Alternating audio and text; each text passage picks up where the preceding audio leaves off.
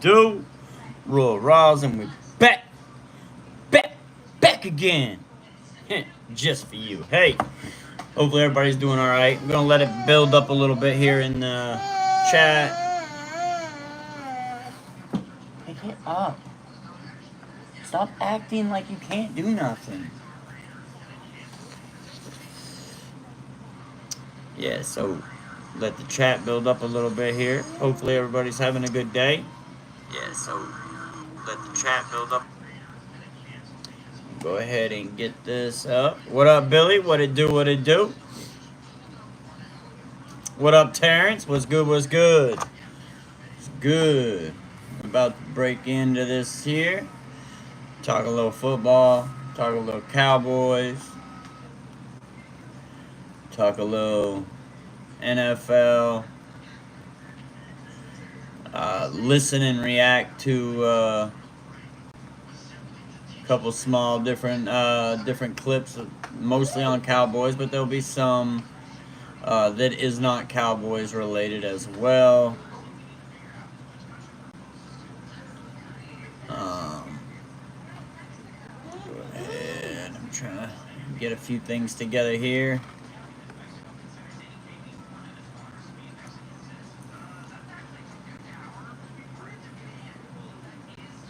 All right. I'm trying to pull a few things here. All right, there's that. All right. What's good, everybody? What it do, Daniel Berry? What it do? What it do? Yeah, I got a couple clips that If we're tired of getting our quarterback hurt, that definitely, ladies and definitely have the impact. All right, so we're gonna listen to this clip here. Shout out to the Dallas Cowboys show. This is their clip. What? It's on a video. Pick a video. What? What do you mean it ain't working? Yeah, so I got a clip here that we're gonna listen to and see what you guys think, along with my opinion on it. This is the Dallas Cowboys show, so shout outs to him if y'all want to figure out and check this video out on your own. It's only about a 2-minute video. We're gonna go ahead and listen to what he has to say. It says the Cowboys traded for QB Joe Milton. Will Dak survive this? I think that first off, I'm gonna say I think that that's a very wild title. But we're gonna go ahead and get into this clip and let's see what you guys think. okay, guys, I'm on my vacation here outside in Amsterdam. I'm gonna do a little circle so you can see how cool my little square. Hold on one second. But I'm out here. We're getting ready to call it a day. Is the audio coming through all right? What up, Magma? What it do? What it do? If you guys are hearing some kind of background static in the noise, please let me know. That way I can plug in the headphones and we can do it through the I'll just do it through the headphones. I ain't even gonna play. I'm just gonna do it through the headphones.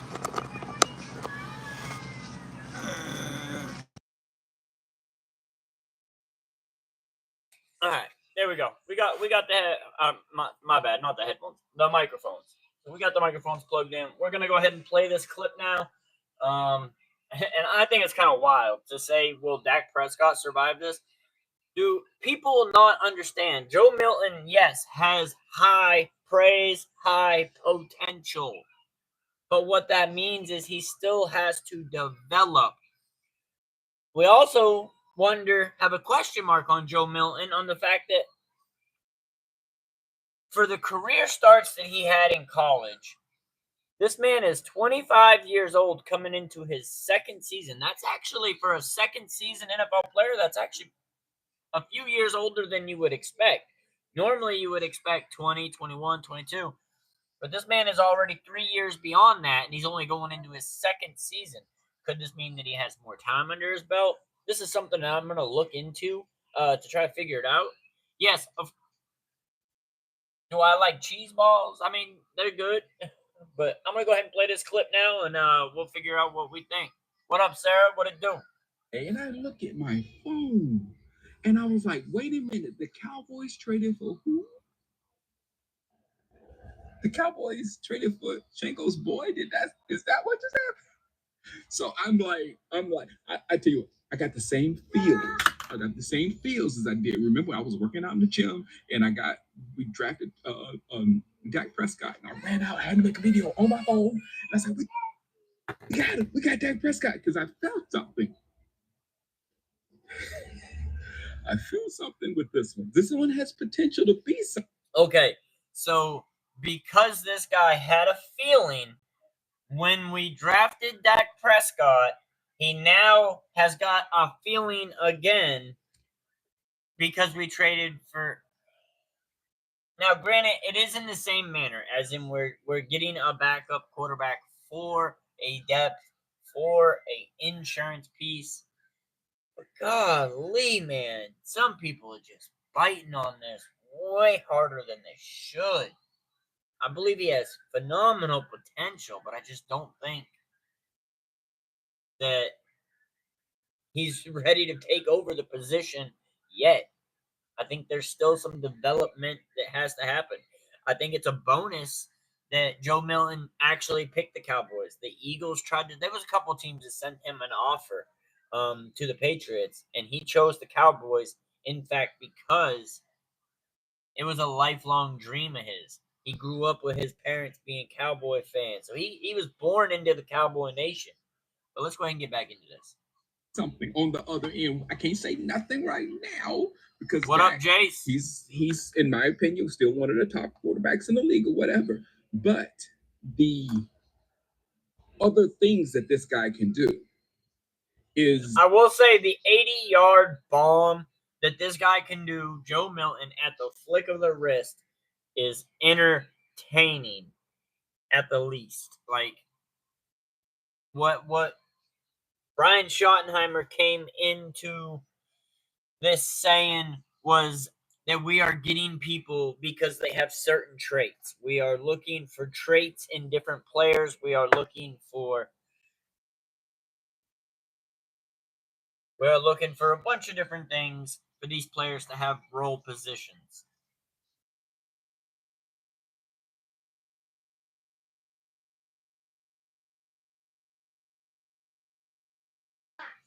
All right, sorry about that. But yeah, it's beyond me. And some people just go straight crazy. I don't know if they're listening to these 3-letter networks that don't know what they're talking about. They're spitting hot takes out like they're facts, and they're just to get views. No, not yet, but we'll say that can't win. Good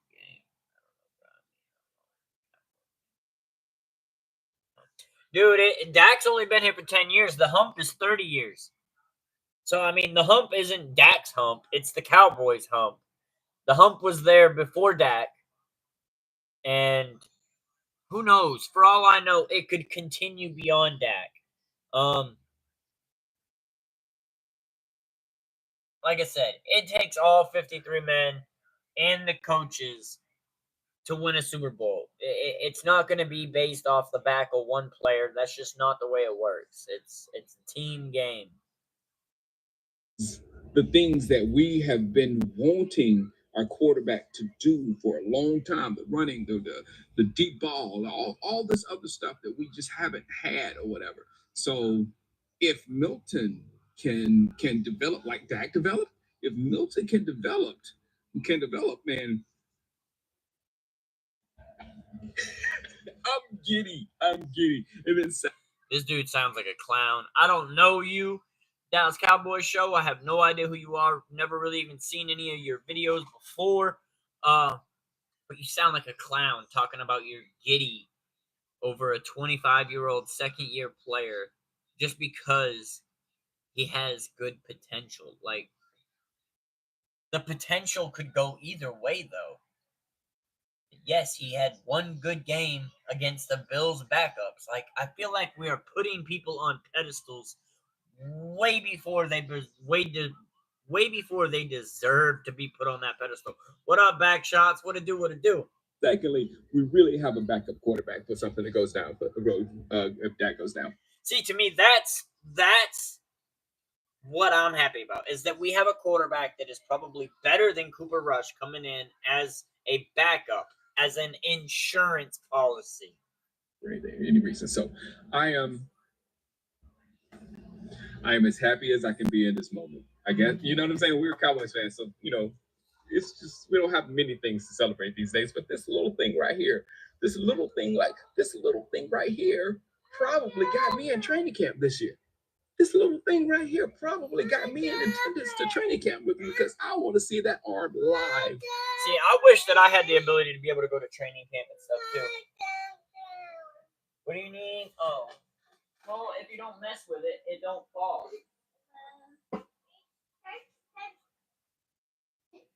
Stop goofing off, dude. I can't. You keep backing away from me. How am I supposed to Velcro it?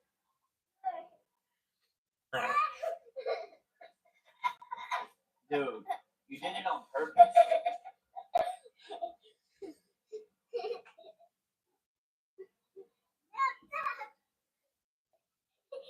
Stop, dude.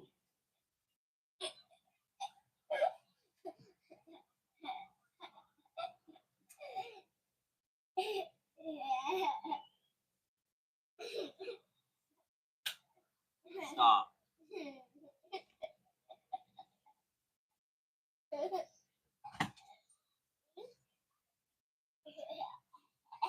All right, go on.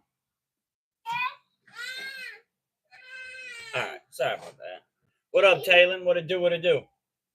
Next to Dak Prescott's arm, every day. Every day, I gotta say, every day.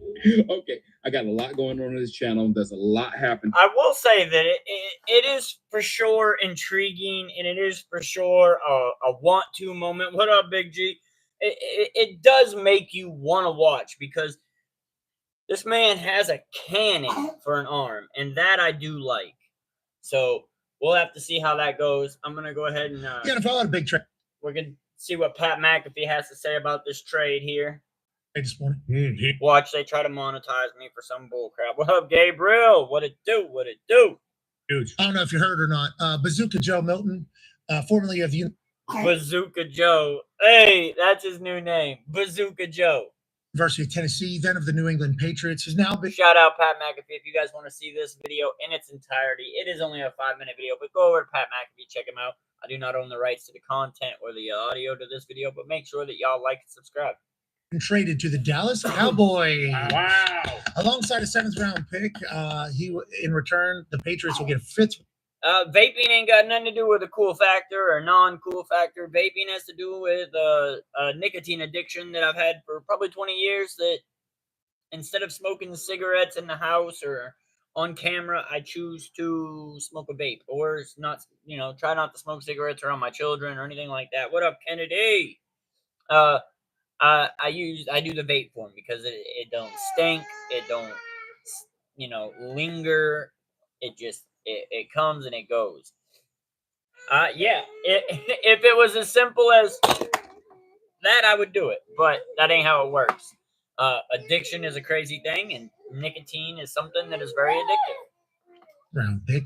We all thought that Joe was potentially going to be on the move, but I've been vaping for many, many years, and it don't happen like that. Hey, I'm not going to tell you to quit doing something that you're doing. I don't recommend anybody go to smoke. I've been trying to stop. That's why I'm not smoking cigarettes on camera. Because he and Drake May obviously. There's a process for everything. You'd have to live my life to understand my life. Same class. Drake May has proven, even though in a losing bout in his first season, that he's. I like basketball. I don't keep up with it like 100%. But I do like basketball. What up, Sirius? Where you been? Where you been, my brother? See, everybody needs to go make sure that you hit that notification bell, because all these people that are tuning in now, who have always tuned in when I've gone live on YouTube, have been missing the live streams lately. Y'all have missed about 2 months of live streams, and I would love to see you guys over there. So make sure y'all hit that notification bell so that you do get to tune in with us.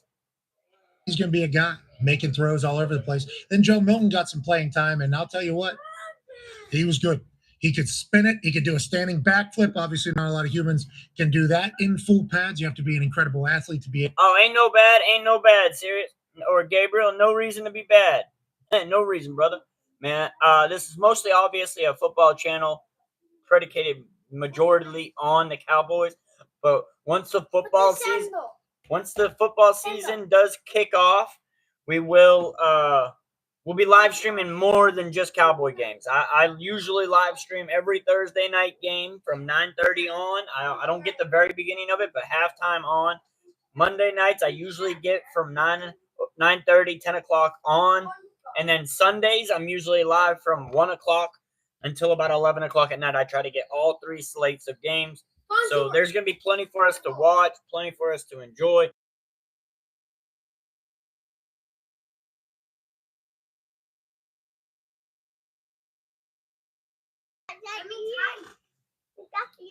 Yes, sir. Yes, sir. Serious. Able to do as such. His arm strength is absurd, and obviously he can move. So Joe Milton, and I don't even know that it's about arm strength because this man just flicks the ball and it goes 80 yards. This man, it was at some training camp, some type of camp, football camp. This man literally threw a football out of the stadium. We thought earned himself at least a little bit of attention or opportunity whenever he got on the field. I got a 12-year-old daughter. I've got an 8-year-old son who's about to be 9 next month. And then I've got a 3-year-old who will be 4 in a couple of months. And he now has earned himself an opportunity to be the backup for the Dallas Cowboys with Dak Prescott. Cooper Rush. Micah, go over there with your brother. He keeps calling your name and he won't stop. Now a member of the Baltimore Ravens. Trey Lance no longer there. I have now 3. We got Joe Milton as the Dallas Cowboys backup quarterback. Let's go to New England Patriots fan, Boston Connor. You're losing Joe. Like I said, I think this is a complete upgrade over Cooper Rush and Trey Lance. I think he has a much higher upside than both of these. Oh, how do you feel? Yeah, Joe Milton's kind of been on the trade block, it feels like, ever since the Patriots signed Josh Dobbs this offseason. I don't even understand why Dobbs would be valued, or I guess the experience. He has more football experience, but Dobbs hasn't really done anything in the NFL to warrant being valued over Joe Milton, in my opinion. Season, and it is a bummer. But at the same time, I'm not over there at Patriots training camps. I'm not over there in the locker room. I don't know what they see that I don't see. I guess we'll figure that out as this training camp for the Cowboys comes and preseason comes and we get to watch him actually perform. Because Joe Milton, you said it, guy can throw it a country mile, and we see the athleticism. It is awesome, and there's always that thought of, hey, you got 2 young quarterbacks. Who knows if Drake goes down, maybe Joe Milton steps up and becomes something. But no, I think since Drake May has started playing, since Drake May's really gotten, I think Drake May is pretty decent at quarterback position. I ain't gonna lie, Patriots got a decent pick there. To New England, it's been all about him. I think everyone that is a Patriots fan is happy that Drake May is just kind of getting the keys completely. 5th-round pick. I think a lot of people assume 2 5th-rounders, 2 3rd-rounders now for New England. That kind of gives them a little bit of. Now, Joe Milton was a 6th-round pick for the Patriots. We traded them a 5th-round pick for him, but also got back a 7th-round pick in compensation. So it was like we moved back 46 spots in the draft to get a quarterback that has high potential. So I'm happy with it. This is Joe Milton. Yeah. Who's your favorite football player of all time? Darren Woodson. Maybe a chance bundle to get back up into the 1st round later on. A little bit of a bundle opportunity. Yeah, a little. Who's your favorite, Gabriel? Darren Woodson. I'm a defensive guy first. I love defense. And Darren Woodson was just the way he went about football, the way he played football, the person he was off the field. Like, I still see interviews with him. What up, OG? What it do? Hey, man, make sure you hit that notification bell because you guys have been missing a bunch of my live streams. A bit of a bundle Rooski. Ever since I've started live streaming from Restream, a lot of people have missed out on the new version of the live stream that we've been doing. And honestly, it's much better than this. It's much better than this. So make sure that you guys are being notified when I go live. That way you guys get to actually see when we're live for the Cowboys, when we're live for NFL. What up, Ivy? See, this is what it'll look like. It'll be this. I'll pull in, sign in. Now, I'll be live on YouTube and Twitch along with Facebook as well. But we'll be live like this. We'll hit the intro. The intro will pop up. I don't know why. The intro pops up, counts down, and then I pop up on camera. Let me open the camera up. I pop up on camera like this. We usually are able to bring in other content. See, like, we can do stuff like this on this platform that I cannot do on YouTube. So you guys have been missing out on the content like this that I get to do because you're not notified. So make sure that you guys get the notification bell so that you guys can, in fact, catch me live on a regular basis. Because I am live all the time. I know a bunch of you have not seen me live lately because I'm live on that platform. It is still on YouTube, but it's not going to be in the YouTube Reels like it used to be. So just make sure you guys hit that notification bell. I might go live on that channel right now just to have a second video on YouTube for you guys to go check out and hit the like button and make sure that you guys can be part of it.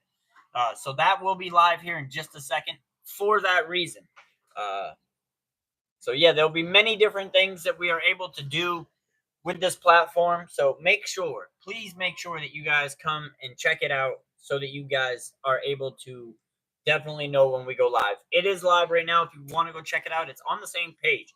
But if you don't have the notification bells turned on, you won't be notified and you'll miss out on it like most people have been for the last couple months. I started yesterday going back live just on YouTube and realized how many people actually have been missing my streams.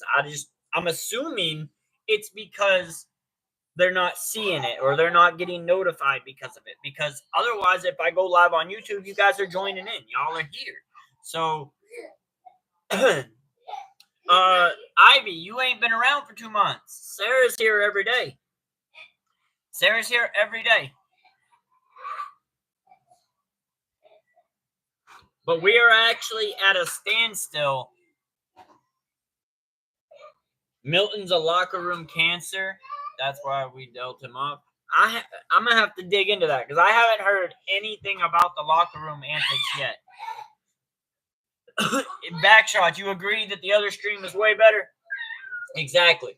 But like I said, it is live on there so that you guys can check it out and make sure that you guys get a notification for that. But yeah. She's been here almost every live and she's always positive. Yeah, Sarah's she's worked for it for sure. You out, Ivy? Are you dipping out because of that? I mean, I hate that for you. But yeah, I mean, she's here on every live stream with a positive attitude and she's always got good vibes. So she's earned her spot there. Other moderators pushed for her to be a moderator. So I gave her moderator earlier than I was going to, but she has earned it. Oh, you good, Ivy? All right, brother, man. Well, hey, stay blessed. Make it great on purpose. And hopefully you either stop back in or you catch the other live streams. Or hopefully you just have a blessed day in general. But yeah, so we're going to go ahead and get back into this clip here. I'm going to go ahead and finish playing it. If I'm Andy Reid, especially with the top of the second round pick. But mostly a scene like this is all aboard, baby. All aboard the Mayflower. I mean, it's Drake May's time. I mean, we talk about. So now they're going more into it being Drake May's time. It's less about Joe Milton. See if they're going to continue to talk about Drake May or if it's going to go back on the subject with Joe Milton. You know, what team could possibly be the Commanders of the past season? The Texans of 2022. I think, at least in my camp, in the Patriots fans that I know, especially with having that 4th overall pick, it feels like the Patriots really can be that team. We pull up their schedule, you know, and I'm a biased Patriots fan. Sometimes I'm biased, but you pull up the Patriots schedule. Sometimes I'm biased. You like this angle better? You like that angle better, back shots? I got you, brother. I got you. Oh yeah. Is it always like this? What do you mean? No, actually, I just got this camera. I just got this camera. It said it was going to be a 4K quality. Clearly, it's not, but we'll eventually get a better camera for it. But for now, it does do the job, so we'll just maintain with what it is.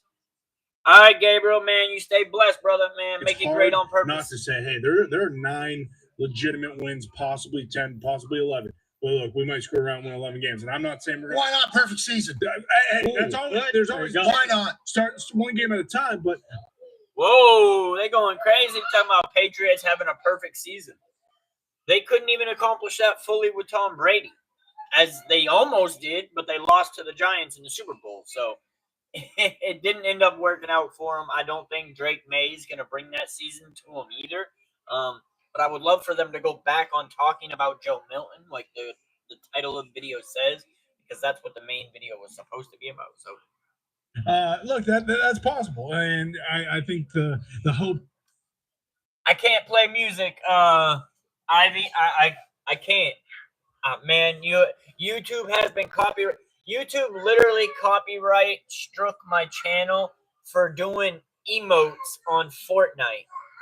I did 3 emotes on Fortnite, and all 3 of them struck my channel. They all 1738. Yeah. Hey, I like Fetty Wap. I do like Fetty Wap, but I can't play it. All right, I see you. I see you. Yes, yes. Thank you, Janice. Thank you. Appreciate you being here as always. I know you're always here. But yeah, so we're gonna go ahead and continue this audio. Are very high end, especially now, even though it is smoke screen season. It does feel like with Mike Vrabel, with the teams that have rebuilt kind of quickly. You could look at the Lions per se. Will Campbell at 4 feels very possible. Get that online sure enough for Drake. Everybody loves beefing up the offensive line in the football world. Not necessarily the most sexy pick whenever it comes from a fan's perspective or a media perspective, but you get a great offensive lineman. That is worth it in spades. Over under total wins for the Patriots, 7.5 this year. Hammer it. You just said 9, 10, maybe even 11.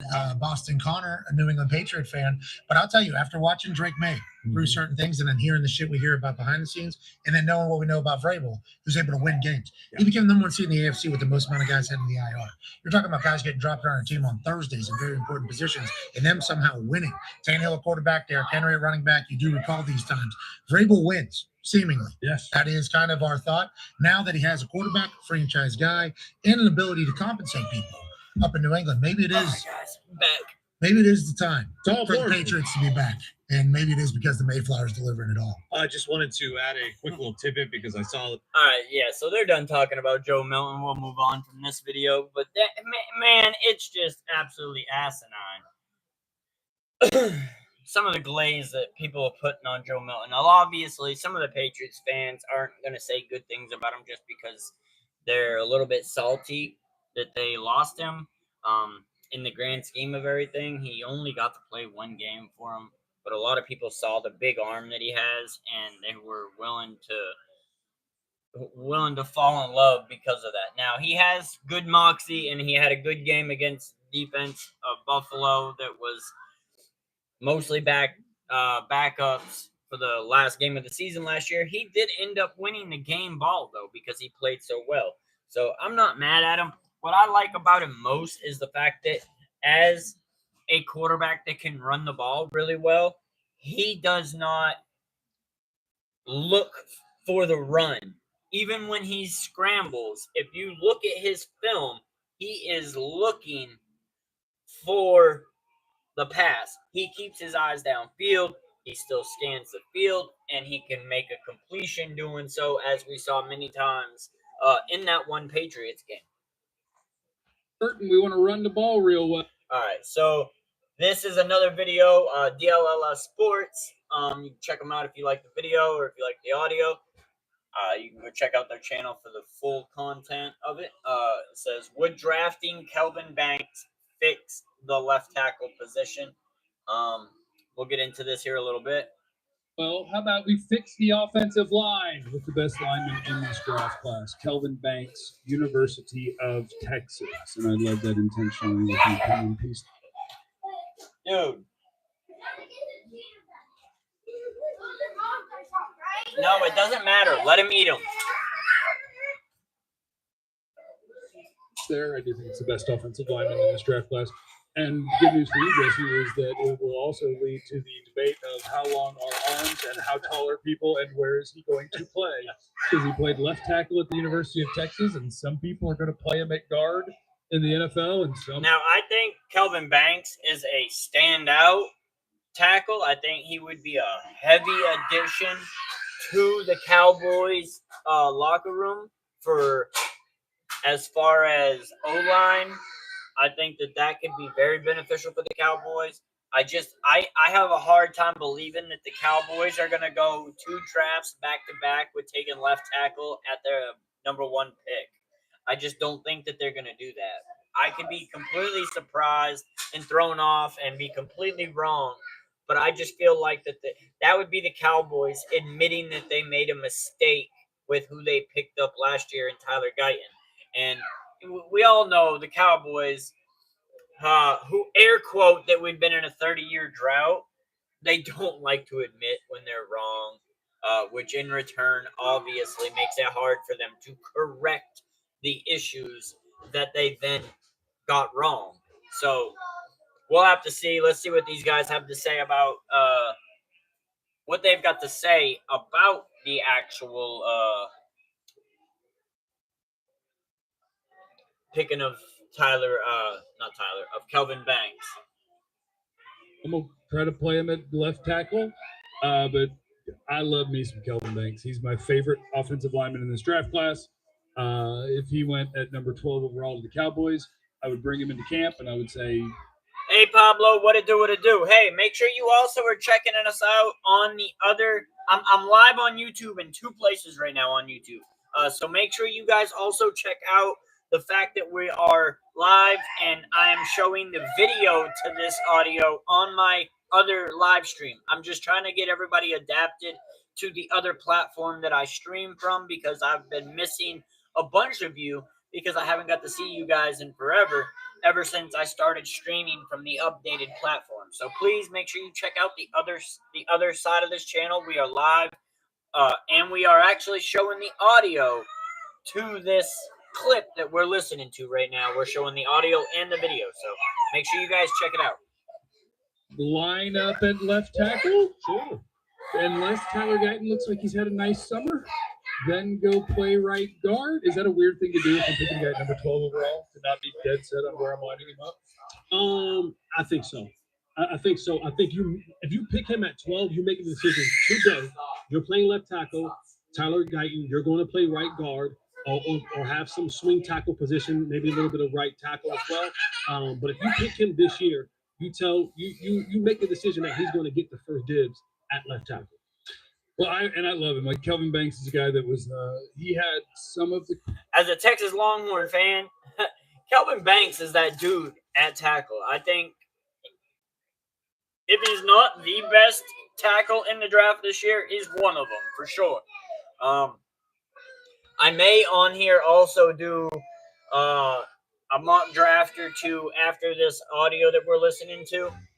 So, like I said, if you have not already, make sure you check out the other live stream that's going on right now on my YouTube page, because if you're not checking it out, you're missing out on a major point of the actual content. So, please make sure you're checking out the other live stream. There we go. We got Terrence in the house now, finally. See, now we're starting to get people to pull up over here. All these people that have been missing out on my live streams, I'm glad to get you guys over here. I'm glad to see that you guys are in the building. I'm appreciative to have all of you over here. Y'all are all amazing. I love my community, and I just want to give you guys the best content I can, and I can't do that from this stream particular. So we have another stream where I can show you audio. I can be more interactive with the chat. I can bring your chat up on the screen. We can just have a better conversation, better content surrounding that conversation, and it'll just look good overall. So we're going to go ahead and continue this clip. Questions about him, because this is what we do before the combine. We start guessing at where guys might come up short. Like, are his arms long enough? And then they were. Is he tall enough? There was talk that maybe he's not even 6'3". He was 6'5". People were acting like he was not 6'3", but this man is 6'5". So why would they be acting like he's not 6'3"? I mean, I guess he's not 6'3" in that aspect of things, but why are they acting like he's short when he's 2 inches taller than they're saying that he ain't? He's 6'5". The arms are long enough. But if you are not a full-on pterodactyl with the smoothest feet ever, then we're just going to move everybody to guard. That's what we're going to do. Nobody gets to stay at tackle. Kelvin Banks could stay at tackle, but I also Kelvin Banks could definitely stay at tackle. Really good guard. I think that he would be best served at tackle. Now, you could obviously, like they're saying, move him into the guard position. I just don't think that that's what would suit him best. Honestly, I think that what they should do is they should, if they're going to draft a tackle, they should draft Tyler Banks like that, Kelvin Banks, put him at left tackle.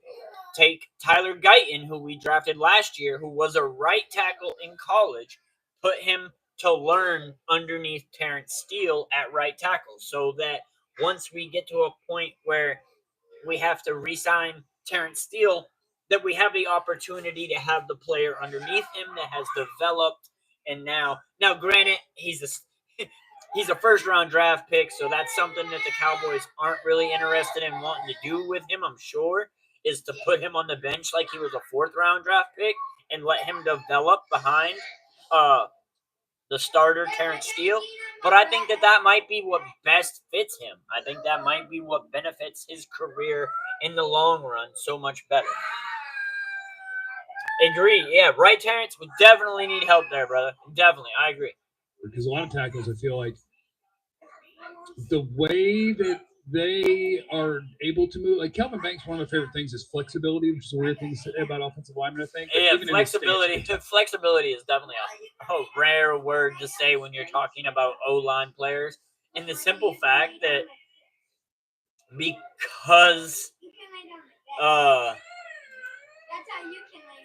because they're so big, you just don't imagine them being a very flexible person. But what they mean by flexibility is the fact that he can play multiple positions on the O-line. So that's what they're getting at. They're not talking about him actually being flexible, but that he can flex between different positions on the O-line. No, like, okay, that's a 320-pound guy that has no problem being in a squat and bending. What up, Wicked? What it do? What it do? Wicked, we are on the we have 2 lives going on right now. I'm trying to get everybody to switch over to the actual live stream so that they can know when that live starts happening more often. We've created a viral clip of, hey, Restream me creating viral clips. These positions. There's a lot of guys you're watching, they're offensive linemen, they're gigantic men. It's good, though. It's like shuffle, but I'm up here. To see the guys who can really move like that and get the job done, I think it's really important. And I think Banks moves like that. It helps him as a run blocker. When you're able to be down there and What up, Kid Cowboy? What it do? Welcome to the mainstream, brother. Welcome in. Welcome in. Yeah, man, Jeff is hilarious. I think Jeff Kavanaugh is hilarious. How are you restreaming? Fill me in. All right, so we are live right here. We are live on this channel. The audio you are hearing, Wicked, is on the Restream app. So if you go look on the YouTube channel, my YouTube channel, you'll see that there's 2 streams going on. The one that has this. No, hold on. The one, hold up, we'll get it for you. The one that has, all right, so if you go on my page, all right, you'll see there's 2 streams.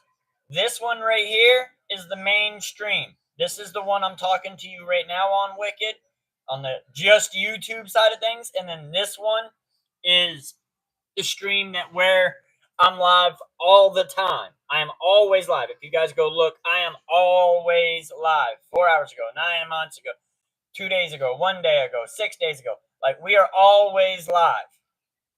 And I just hate it because so many of you guys have been missing out on a bunch of my live streams. So I'm trying to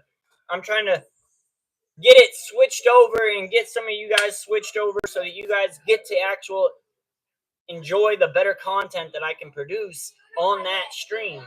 But I noticed that a lot of you are missing from YouTube on that stream, even though we're still live on YouTube. And only thing I can come up with for a conclusion is that the notifications aren't going to you for it because you haven't hit the notification bell. So please make sure you hit the like and subscribe along with the notification bell.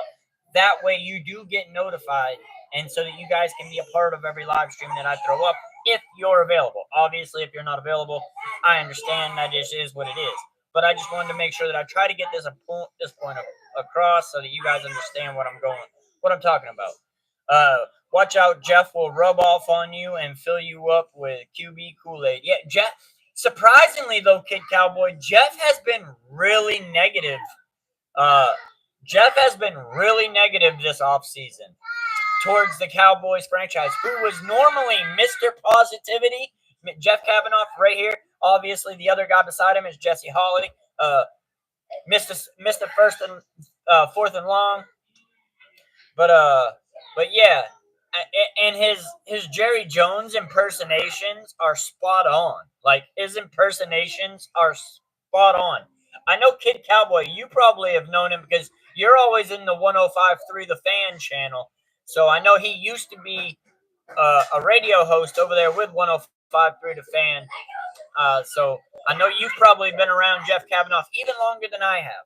But I didn't catch up with Jeff Kavanaugh until 2 years ago, right before he stopped doing the 105.3 The Fan. Oil into somebody. Now we're moving in the run game, and that's why I think that he could project to guard, but he can also be a tackle. Whatever you think the Cowboys need, and the answer is they need it. They do need on the offensive line, and if you want to win, it starts with the offensive line. But you think about it just for a tiny second. If you have a guy and all the traits that he has, and I think the most important thing is when you're talking about the experience. 3-year starter. That means there's a ton of reps that you that you can go and watch him playing that position. And to show up at 18 or 19 at UT and be a stud, right? It's pretty good. And one of the things that we kind of got turned off with last year was left tackle. He has all these traits that could be potentially really good for him. Not a lot of games. Not a lot of games played. Banks was better when he was 19. Not a lot of games played. And that matters. That matters for the skill ability, for the confidence ability. I think when you're talking about that he doesn't have a lot of games played, I think that what that means mostly is that he's coming into the Cowboys, if we pick him, as a big ball of clay that the Cowboys can mold and shape and fit into the line where he seems best fit at. So I don't take it as a negative that he doesn't have a lot of games played. I think that could also be a positive in the fact that, like I said, you can mold him into being the player at the position that you think fits him best or that does suit his needs and his skill set best. But I think at tackle might be his main position. I think you could move him to guard, but I think that he'll probably still be better off served at tackle. I understand that as a rookie at tackle, it is tough. At guard, you can make less mistakes, or you can get away with making more mistakes in a sense. You have help on both sides of you, where at tackle, you're on an island pretty much by yourself. So if he was at guard, he would obviously be able to get help. So therefore, it is a little easier at guard, but I think he could thrive as a tackle. But all of those things put tools in your toolbox. But when you look at the 3 years of him being able to start at that position and he meets all the measurables, I think about. But 3 years starting at that position is still phenomenal. What up, ma'am? What it do? Yeah, we definitely need weapons. I'm not really one that wants to pick left tackle with our first round draft pick. I honestly don't think the Cowboys will do that anyways because, again, like I was saying, that's almost the same as them saying that they were wrong in taking Tyler Guyton last year. And we know the Cowboys, they do not admit when they are wrong. So I don't see that that's going to be what happens. Hampton, Terrence, I'm kind of with you on that. Getting Banks and maybe Hampton at running back would be amazing. I think that if we take Banks at the 12th position, that we would have to trade back up to get Hampton because I don't think Hampton's going to make it out of the first round. I think he's going to be somewhere in the mid-20s when he gets picked. if the Cowboys don't take him at 12. I know they're looking at him. I know we brought him in on the 30-player visits. So it's very possible that we pick him at 12, where a lot of people say it's a reach. So some people do have him mocked to come to us at the 12th position. So I don't know. I think this draft is going to be really interesting. We'll be live for it, so we'll be able to get live reactions and thoughts and process of what we think is going on as it's happening. But yeah, I agree. We do need some team weapons, I definitely agree. A guy at left tackle, and then I have my left guard. I can literally have the best left side of an offensive line. Now I will say, Kelvin Banks next to Tyler Smith, I think that's a good duo to have on that left side of your offensive line. I think that could be setting a precedence at that point for having a good O-line again, like we used to, the Great Wall of Dallas. But we'll just have to see. I'm not sure that that's the route the Cowboys go, but these guys might know more than I do, especially Jesse Hawley. He does have some insider information because he knows people in the building. Jeff has insider information as well, but that's just secondhand because of other people that he knows that know people in the building. So we'll go ahead and continue this clip. You're talking about I can go Kelvin Banks and Tyler Smith on the left side. The confidence that gives your quarterback to know I'm pretty secure out here on the left-hand side. I'm not worried about my blind side. And sorry about the audio in the background. I got a 3-year-old that's just being a butt, not wanting to cooperate today. He's messing around with his older brother and just making noise. So please be mindful and understand that that just is what it is. Not being impacted at all. The run game. Hey, When we you can make our turn run the game back go light left on for the a lot. dog. We can counter off that and come back right. And the thing is, the awesome thing you talk about the flexibility. I remember, watching all year long Michael Parsons, one of the best pass rushers by the glass door. You know who he has trouble with?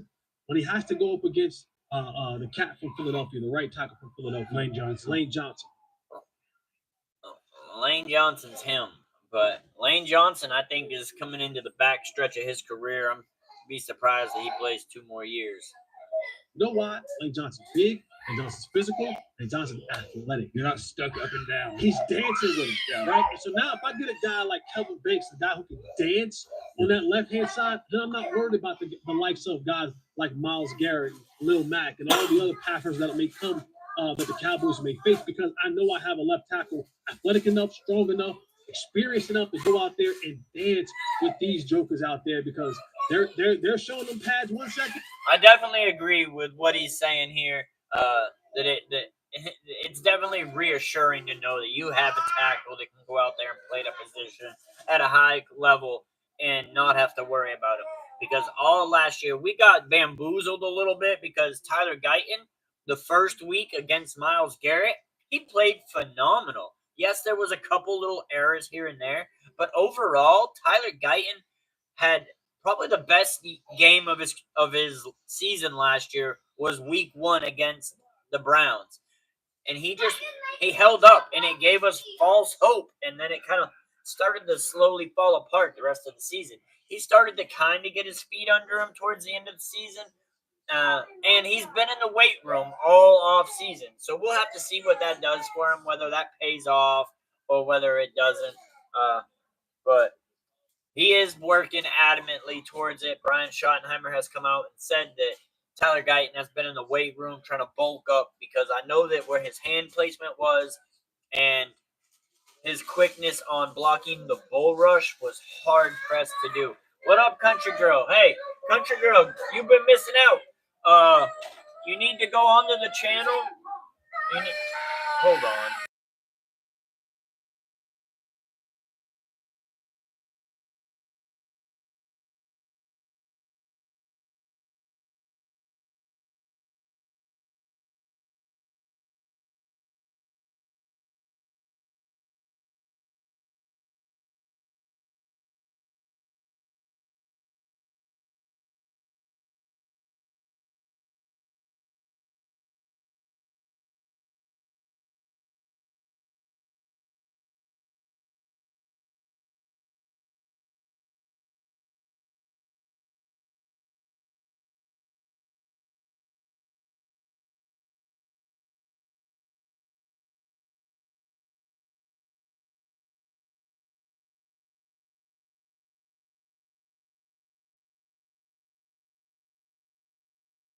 sorry, country girl. What I wanted to show you real quick on this stream. If you go on the channel, all right, hold on. We don't need to do that. Step back. If you go on the channel, you'll notice that there is 2 live streams going on right now. This is the one that you're on with me right now, country girl. This is the one that you've been missing out on. Same with you, Dallas Rogers. Go check out the page and come over here and click on this live stream. This is the live stream right here where you'll actually get to see the video to the audio that you're hearing me play in this live stream. So go on the channel and make sure you hit the notification bell because we've been missing you guys.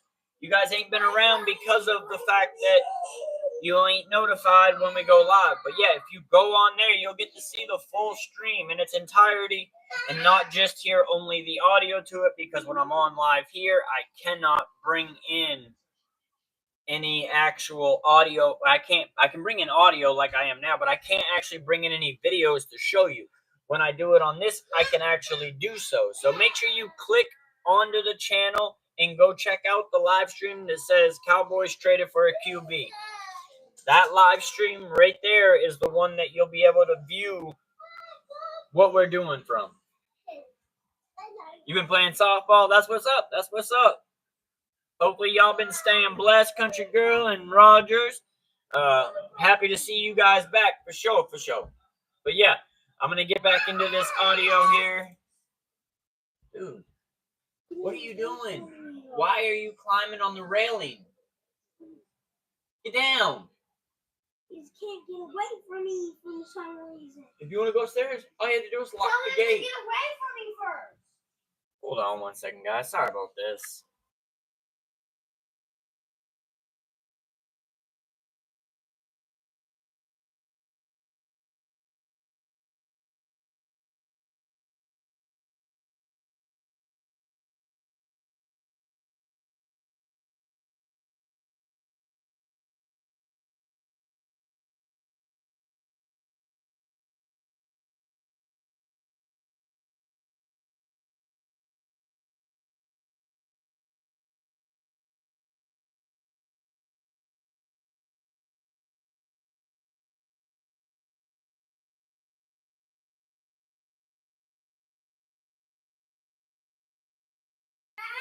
Sorry about that, guys. Sorry about that. A 3-year-old wanting to act up. And he's still being loud as all get out. Hey, enough. You're being obnoxious. He doesn't want to play no more. You're being obnoxious. You need to chill out. Yeah, he doesn't want to play. I don't want to play the door. All right. We're going to get back into this audio here. Hey, I don't know why you're saying baby girl, Dallas Rogers. I don't know why you got to do all that extraness. We don't got to have all that extraness. We've been live, though, the whole time. My door don't swing that way. And then they're vanishing underneath those tackles blocked the next second. But Kelvin Banks, I think, will fit perfectly on the Cowboys' offensive line. What I wonder about and maybe worry about is that the Cowboys just won't do it. Right? Like when I look at you're picking at number 12. I'm not mad at her for taking who are the 12 best players in the draft? I think Stop if you worrying tell me about that it. the Ohio State It's left not your tackle's problem. knee situation is fine. I think 3 of the best 12 players in the draft are probably offensive linemen. So I think there's a decent chance the best player on the board is an offensive lineman. I definitely, there's a high chance that at pick 12, the best player on the board is an offensive lineman. There's a very high chance of that. But to me, in my mind, with what we need for skill position, we need skill position players. We need wide receiver. We need running back. I would even take Tyler Warren because you didn't do it. Dude. No. It goes on whatever I put it on. My phone's on the black one. Yours has been on the black. Hey, you should not use the phone. They're my chargers. Go. Stop, please. Stop, please. Using my phone? Are you using your phone on the charger? Just streaming at my house. Oh, it's storming at your house? Damn. What up, Ronaldo? What's good, brother? Hey, man, Ronaldo, go on my channel and click the stream that says Cowboys traded for a QB. That's the live stream where you're going to get to visually see the audio that we're playing. Do you think they will consider it? Like, I think they say we used a first-round pick last year in a left tackle. We're not doing it. Jeff Kavanaugh obviously has the same thought process as I do with I don't see the Cowboys admitting they're wrong in who they picked last year with their number one pick by taking another tackle this year. I just don't see them doing it. I could be completely thrown off guard and completely caught by surprise if they did, but I don't know that I would be mad at them, but I would be questioning. Well, what are we doing at wide receiver? Well, what are we doing at running back? Because with what we currently have, and you can make the argument that Mingo could turn into a good number 2, but until that's been proven, I don't want to just fall back and rely on that. And would they use 12 on a guard? I don't know. Like, I worry that it's a thing that we say, you know, the best way to make this team better? Try to upgrade left tackle and try to upgrade right guard. That's the quickest shortcut. And they say at right guard, I honestly think they just need to let Brock Hoffman play unless somebody falls to us at that position in the draft or comes available for us to be able to pick up. I know we did get Rob Jones to help with depth at the offensive line position. I don't think he's a starter. He's more of a rotational player. At one point, I will say he was one of Miami's best players on the O-line, but that wasn't a consistency.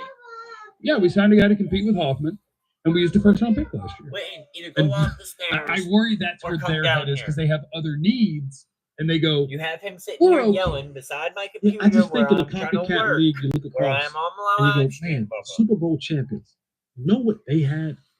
Yeah, really What good up, offensive line. 389? What it And do? What that it to do? me is the start of you being able to protect the $60. What's the one Hey, reason I the Chiefs usually lose read Super your Bowls name, when they Leah, do? when you're Their in the chat. O-line's not good enough. What? That's one thing you'll learn. I obviously you haven't been around here very often, Leah.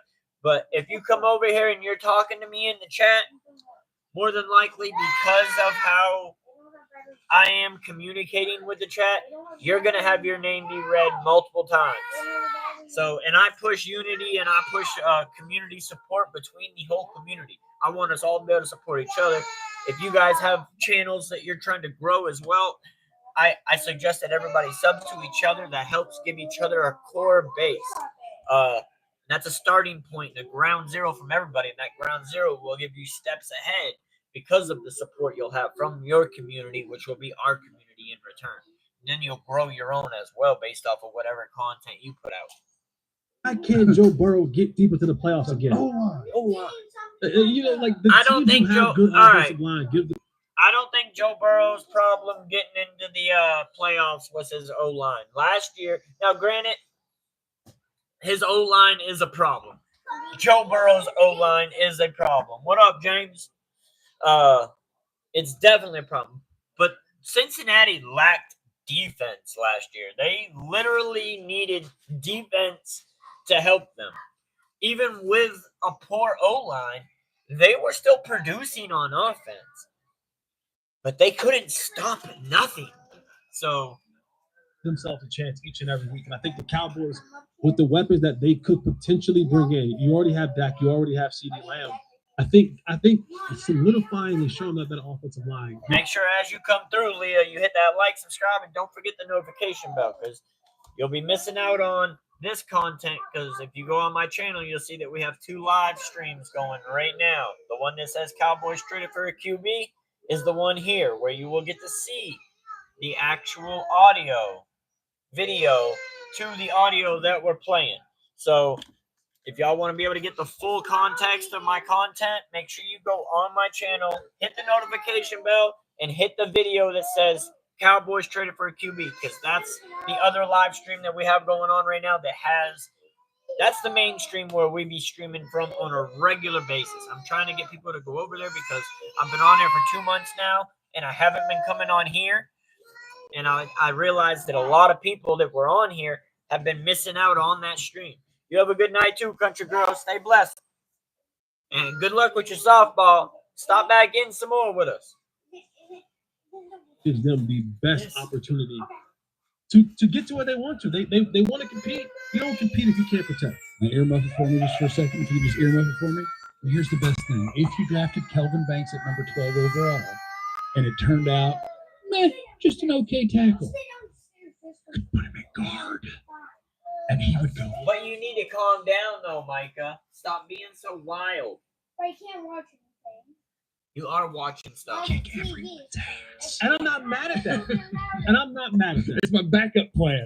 It's a good to have It's in my back pocket. I say eliminate the contingencies. Well, I have to keep turning my stuff up because you guys are being so loud.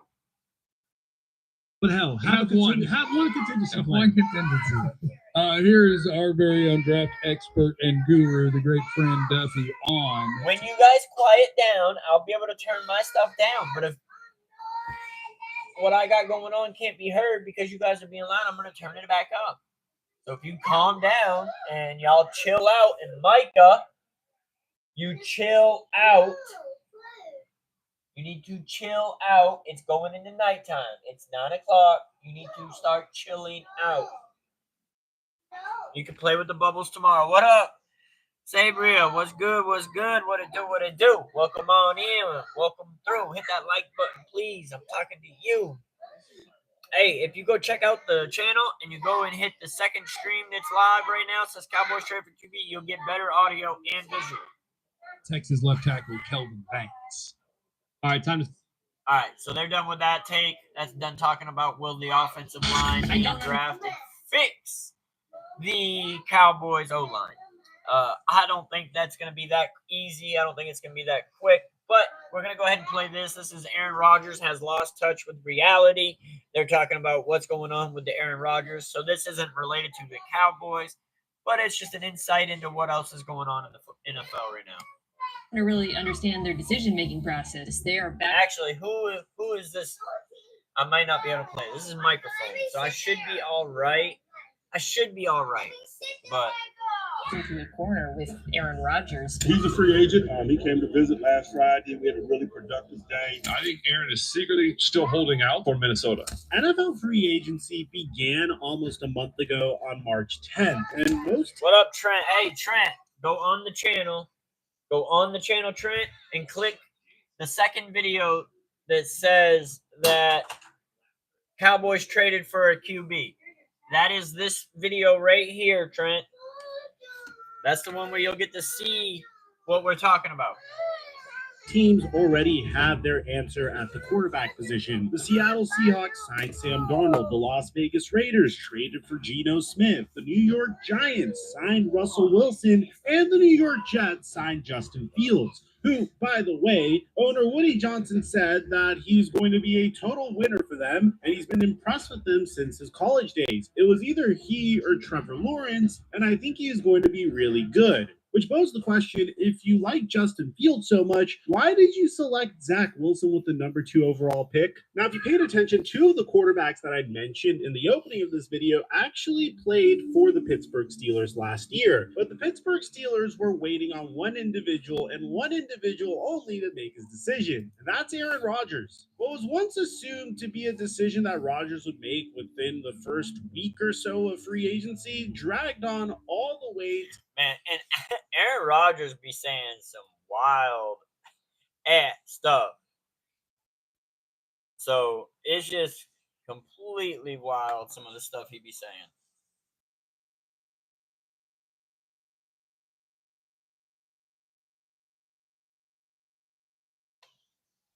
Sorry. There we go. Had to fix something real quick.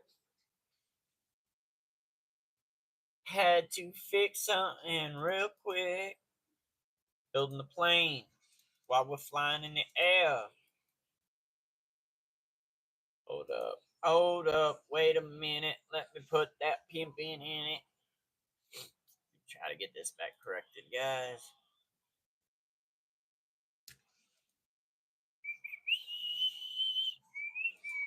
All right.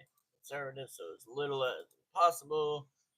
All right, there we go. All right, we back. All All right, let's get this to the on. beginning of April. And this could go as far as the NFL draft. And sports talking heads and fans alike are really confused. They're confused as to why the Pittsburgh Steelers would back themselves into a corner like this. I don't know.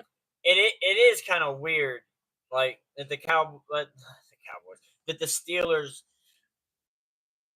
have like it seems like no backup plan at quarterback. They were like Aaron Rodgers or bust, and so far that's been falling through. It hasn't been something that's actually been working for them so far.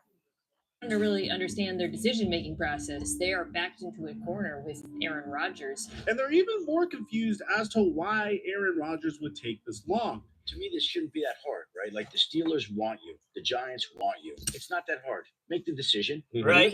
The best part of all is Aaron Rodgers is really taking his time stirring the pot. On one hand, you could catch him. Man, Aaron Rodgers is pretty good at stirring the pot too, if you ask me. That man, like I said, he be saying some wild stuff that just makes you wonder, like, what's going on with this man? It's like he needs to go back in the dark room. Walking on the beach with wired headphones and some individual just happening to be there taking a picture of him as he's pondering his future. On the other hand, he's throwing footballs and training with DK Metcalf, the Pittsburgh Steelers. That is something I haven't heard. He's over there training with DK Metcalf. So he is training with a player that's currently on Pittsburgh Steelers, but it's also a player that has never played for the Pittsburgh Steelers. So what is it accomplishing?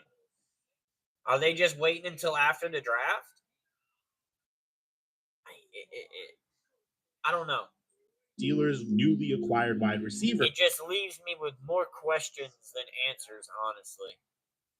I agree. I agree, James. I think that the couch is probably the best place for Aaron Rodgers to be signed to, or the recliner. Either the couch or the recliner, I think, are where he would serve and be the best at his position, at sit back and watch. I don't think he needs to join another team. I don't know what Aaron Rodgers is trying to prove. I don't know if he's chasing a bag. I don't know what it is, or if he just feels like he's still got some. Everybody in the world knows at this point, Aaron, it's done, man. You had your time. You had your reign. But it's done. The sunset has started to fall, my brother. The couch needs you. They need you over there with the couch or the recliner. You can go to either one of those two teams, couch or recliner, and I think that that's where you'll be best served. Not only that, you could have someone like maybe your wife bring you some something to eat while you're there watching.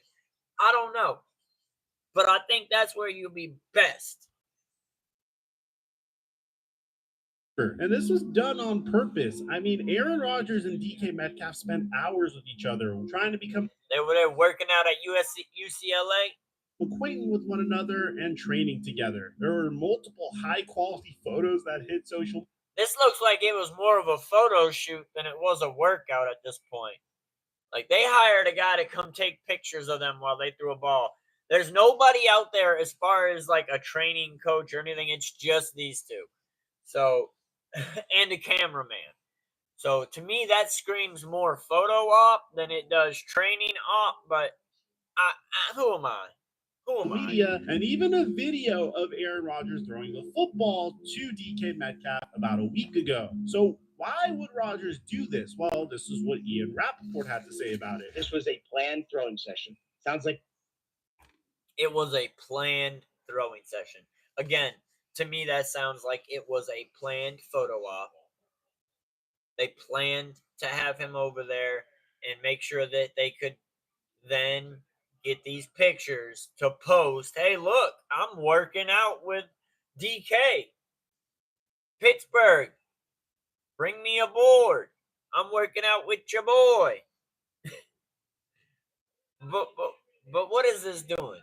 Other than spreading false realities about that Aaron Rodgers is going to be a good piece for any team to sign at this point in his career. I think that that's not the case. I just don't think it is. And If you don't agree, then let me know. Let me know if you don't agree. We can debate it. But in my opinion, Aaron Rodgers needs to be signed to either the recliner or the couch. I think the sit back and watch position, again, is the best position for Aaron Rodgers at this point in his career. You know, he can do real good. He can have the remote in one hand and a beer in the other, or the remote and some food, or whatever Aaron likes to do. He don't have to worry about putting the helmet on. Welcome back. Welcome back. Country Girl, make sure you go on the channel and select the video that says Cowboys traded for a new QB. That way you can actually get to see the visual. That way you can actually watch the videos that I'm sharing instead of only listening to the audio. Because on here, all you get is the audio. Over there, you're going to get the audio with the video. All right. All right. Yes, ma'am, Sarah. Let them know. Let them know. And that's where some other people are as well, so you'll be able to have more conversations in that chat as well. I think it went very well, unless the Vikings do a complete about-face from what they've said. Jalen Season, you, my friend, have been missing in action because we have updated. Jalen, go on the channel. Go on my channel. Hold up. Go over here. Back up. Go here. Watch. Just watch this for a second, Jalen, because I know you've been missing out and not catching the notifications when I go live. There you are, country. Hell yeah. See, country? That's the place to be. You go over here. Man, do I have to click my channel? Or is it going to bring it back? I'm going to have to click my damn channel. But you're missing it because this is the live stream over here, Jalen. Jalen, the audio, you're only getting the audio on this video, on this channel right here. Talking with me right here. This, you're only getting the audio and me. If you go on my channel and actually click the video, there's two videos that are live. If you click the one that says Cowboys traded for a QB, that video right there, here, look. All right, so you go on my channel. It's the very first video. This is the one you're on right now. This is the one you guys should all be on. That way you guys get to watch the visuals of the audio that we are listening on. So, Jalen, I would love for you to do that because I know that you've been missing and you've been one of my moderators, and I need you over there, my brother. I need you over there, Jalen. I know that you've been you got other things that you're doing in life, but when you're able to pop on, we need you over there.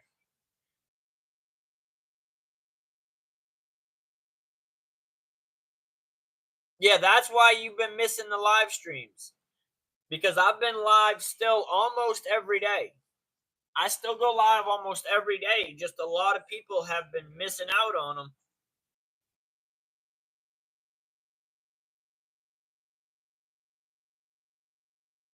No, yeah, and I understand if you're busy and you got things that you're doing in your life. That is 100% understandable. But like you have the moment to come on right now, I just want to make sure when you have those moments in your life that you are able to check out the live stream, that you're checking out the one that we're on a regular basis. It's still the same channel. Just for some reason, if you don't have the notification bell, you won't be able to catch the channel. So make sure that you definitely get a notification for the channel so that way that we're all in one place and you'll be with the community and you'll be able to be the moderator in the community that you have been. Actually, I might have took the moderator away. Actually, I'm not sure, Jalen. Does it show that you, yeah, see, Jalen, you lost it because of that, because I didn't know. I thought everybody was gone. There's Jalen right there. Yes, sir. Yes, sir, my brother. See, I thought because until yesterday, sorry, this is a little bit of a sidebar off of the content we're making. I thought that until yesterday, I thought that people just weren't coming to my channel anymore. I thought that people just left. And then yesterday I got booted off because of a copyright claim. I got booted off my channel, off my live stream. So I went live here where I'm now. And then people started showing up again that I hadn't seen since I started the new platform that I was talking about before I started. I was telling everybody, hey, we are going to be upgrading. I'm going to be buying a PC. I'm going to be buying a platform that I can share on multiple channels with. And that's what I did. And I didn't really have any transition period. I kind of just jumped right into it. And that's my fault. And had I known that a lot of people weren't going to be able to see that channel quite yet, I would have had more of a transition period here where I would have been like doing what I'm doing now, trying to help transfer some people over because we've been missing out. And ever since I did start that, we lost like 70 subs. It's been kind of wild. I was hoping on the season to have an uptick. We may have to do this a little more just to get the crowd back together and the community back together to pull them all over here and have them be able to see the channel in its best content form. Because honestly, you're going to get so much better content from me on that platform than you can here. I will definitely be doing more of these as I'm realized that I've been missing out on so many of my community members. What up, Casey? What it do? What it do? Shout outs to you. Hey, if you want to join and be actually on the stream that's going on where other people are in the chat, Casey, go on my channel and click on the live stream that's up top. It says Cowboys traded for a QB. If you click on that live stream, you'll be able to be in the channel where we are visually watching the audio that I'm playing. This audio. Publicly, that would be his only spot. That audio right there is playing on this. Now, if you go on my channel, see the chat over here talking. If you go on my channel, the second, I just did this, but the second live stream is the one you're on right now. The one you need to be on is this one. It says Cowboys traded for QB. That is the live stream. It's this right here where you will get to see the visuals of the audio we are talking about. So please make sure you have your notification bells turned on and go to the page and click that link. What up, Toxic? Man, I figured out why we've been missing so many people. I got you, Jalen. I got you. Yeah, well, I mean, it's just that there's been so many. It's not just you either, Jalen. There's multiple people. What up, Alyssa? You on the wrong one. Alyssa, go on the other live stream. What it do, what it do. Go on my channel and go on the Cowboys Traded live stream. What up, Toxic? What it do, brother? Welcome through, brother. Yeah, it wasn't just you, Jalen. There's been numerous amount of people in the last 3 streams that I've done that I've seen that I ain't seen in months. There you are. There you are, Casey. There it is. There it is. There it is. Yeah. I got you, Jalen.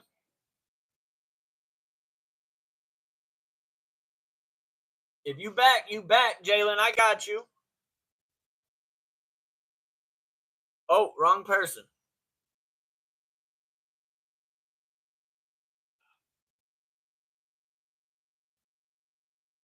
Sorry about that, country. Sorry about that, country. That was an accident. What up, Alyssa? There we go. How about your Gators? Hey, how about them? How about them? All right, so yeah, this transition here is all definitely helping. We're definitely getting some of the people that we've been missing back to come back on the live streams. All right, so now we're going to get back into the audio. Unfortunately, I'm sorry, guys, but I will cut through the audio and have some sidebars if I find people that haven't been on the channel in a while because of the switch over. I'm going to try to switch them back over to the normal channel.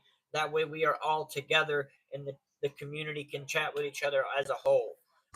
So sorry about the little sidebar there. That I know it's off topic and not anything about the content, but I got to try to transition it because it's just been dragging the channel down that I didn't do the transition period. Yeah, yes, Feels sir. like a Toxic. matter of time, Yes, but sir. as you probably know, getting in the head of Aaron Rodgers and trying to figure out what he's up to is difficult. To sort of wait till it gets firm and final, but that's just my general feel on it. And this is where things get really interesting because fans are wondering what is taking Aaron Rodgers so long and why hasn't he just come out and said point blank that he wants to play for the Pittsburgh Steelers? Well, there are multiple theories, and here's my prevailing theory, and we're going to cite multiple sources as to What those up, theories. Alyssa? So, What it in the do? very What beginning, it I do? thought Rodgers' top option was going to be the Pittsburgh Steelers, primarily because when you entered free agency, there weren't that many good options What available up, for Rodgers. James? He What's pretty good? much had What the up, Ryan? Minnesota Vikings, and he was just crossing Hey, his Ryan, go on my channel and go to the other live stream that says Cowboys traded for a QB. That way you're in the community with everybody else. You're on the transition channel right now. We need to get you over here with everybody else in the chat and the community. So if you guys are over on this channel, make sure you guys go to my page, click on my page, go down. It should be the first video live stream. If you go on that very first live stream on my channel, you will be able to be in the channel over here. Man, here we go again. Ain't never gonna win, Royal. Ashamed to be ain't never ashamed to be no fan, James. Come on now, brother. You know better. But yeah, Jeff and Ryan, go on my channel and click the video that's live that says Cowboys traded for a QB. And then you'll be in the live stream that everybody else is in. I'm just trying to transition some people over. That way we get, when I go live on that channel, everybody's there. What up? What up, Riz? If you didn't hear what I said, just do the same thing. That guy froze. Yeah, we about to get back into it. Yeah, so Riz, go on my channel, or anybody that's in here right now, go on my channel, click on the live. There's 2 live streams. Click on the live stream that says Cowboys traded for a QB. That way you will be a part of the actual live stream where we can watch the audio and all the community is there together. That's where we're at right now. So make sure you go tune in over there. I'm going to go ahead and get back into this audio. Fingers and hoping that Matthew Stafford would leave the Los Angeles Rams, which would open up a spot in sunny California for Rodgers to play his twilight years. But yo, I'm very inclined to agree with you, Jalen. I'm very inclined to agree with you.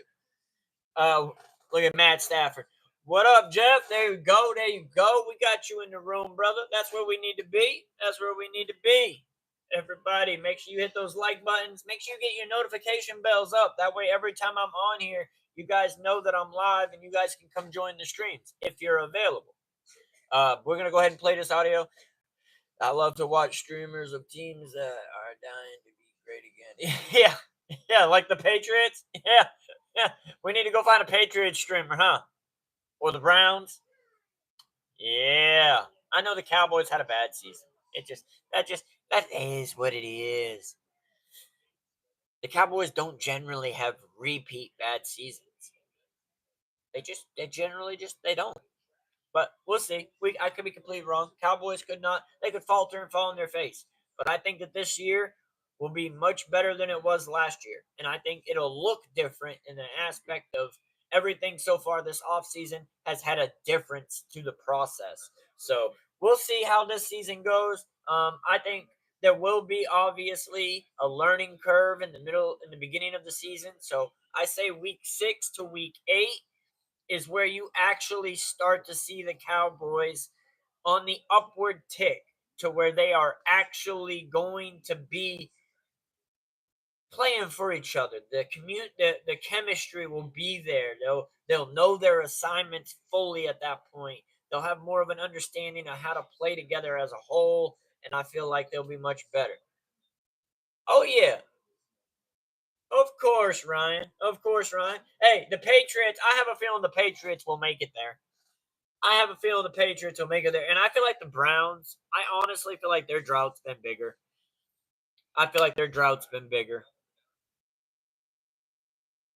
But that didn't end up happening. Stafford And honestly, decided to you be could say, signed, and since well, Rodgers I ain't took gonna so go there. long, the New York I ain't gonna Giants go just there. opted to sign Russell Wilson. It gets even more confusing because You were at the Rangers game? That's dope, brother. That's dope, man. Congrats. I was just about to talk about the Bears. But they did have that season, I think, in the 2010s where they won the Super Bowl. because there may be a little bit of denial going on here, and I think behind the scenes, Aaron Rodgers is hoping one team changes his mind. Originally, Aaron Rodgers, like I've been saying though, Aaron Rodgers' team that is in dire strait for him. There's two teams right now that could really use Aaron Rodgers, that he would be able to be at his best on these two teams. And I think that that's the couch and the recliner. I think that that's where his, fall back and watch or sit back and watch position will be best played from. I think if he's up there on the sidelines, I don't think that he's going to be serving the team its best. I think he needs to get his ass off the field and find a couch or a recliner to kick his feet up on, because that man is done, washed, finito. I ain't hearing it. Rodgers needs to retire. Pats will be back in playoffs probably this year. You see the coaching staff and defense. Hey, on paper it can look one way. Cowboys have been this way too before. On paper you can look one way as a team, but that does not mean that you got it put together. That does not mean that you got it put together. The coaches and the player, it has to gel. And on paper, it can look phenomenal. But that don't mean that in IRL that it's going to work out. So, it's a hope and a prayer at best until it shows itself and unravels for us. And I feel like the Cowboys are in that position right now as well. I feel like that the season is a big question mark. Finding out who we get in the draft and who else we pick up in free agency, because they are saying that they're not done. Whoever else we pick up in that position will help kind of guide us towards what we're looking for. But I think until we actually start to see the product on field, that we don't know what it's going to look like. It's got a lot of question marks. Texas. reached out to the Minnesota Vikings, hoping that where has carnage been the last 2 days? Vikings would just want J.J. McCarthy to sit down for an additional season and bring on Aaron Rodgers for this up. I think that would be bad. I think if the Vikings were to bring on Aaron Rodgers and sit McCarthy again, I think that could possibly be detrimental to his development. I think that boy needs to get out there on the field and play. I think that everybody's waiting for him to come play, and I think that if you do that, the Minnesota fans may have an issue with it. Minnesota fans, from what I'm understanding and been seeing, is they are very excited about the prospect of J.J. McCarthy playing. We'll get Amari and Hampton. Who will? We will, Jeff? You think we're going to get him, Jeff? What up, Riz? Hey, go on the channel and click the live stream that says Cowboys traded for a QB, guys. Go on there and click that live stream. So go on my channel, click the first live stream on the channel. That's the one you guys are going to want to be in, where we got everything, where you can watch it and see it and hear it. But all right, we're going to get back into this clip now. Coming season, which doesn't really make a lot of sense if you think about it, because if the Vikings truly wanted to do that, they would have just franchise tagged Sam Darnold. On top of that, the Minnesota Vikings... Yeah, microphone. All right, so if you guys like this video and you guys want to go check it out, Microphone is the one that is posting this video that I am reacting to. I don't own the rights to this video, but if you guys do want to check it out, go to Microphone's page and you can go check him out as well. So, yeah, I wouldn't be mad at that. I think at the 12th pick, it's a little bit of a reach, which is really why I kind of wanted to trade. Obviously, it would also have gotten us a wide receiver. I wanted the Cowboys to trade with Seattle. The 12th and the 18th pick, we get DK Metcalf, and we give them the 172 pick out of the 5th round. So we give them 2 picks. We move back from 12 to 18 and get DK.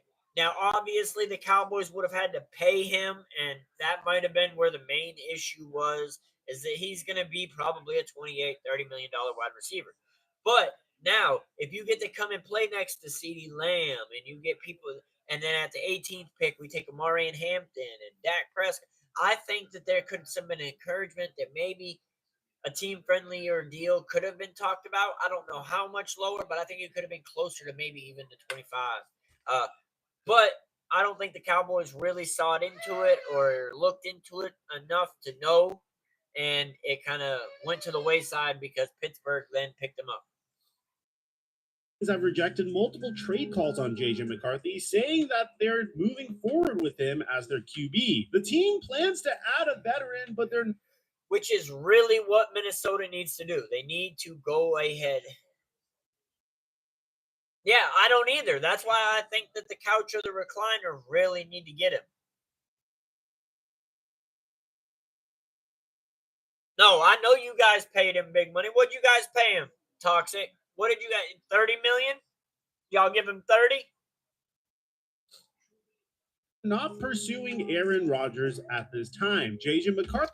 See, but with doing that, had we went ahead and traded for him, and then we would have signed him to a 3 or 4 year deal, we could have made his salary cap hit this year be minimal. It could have been minimal.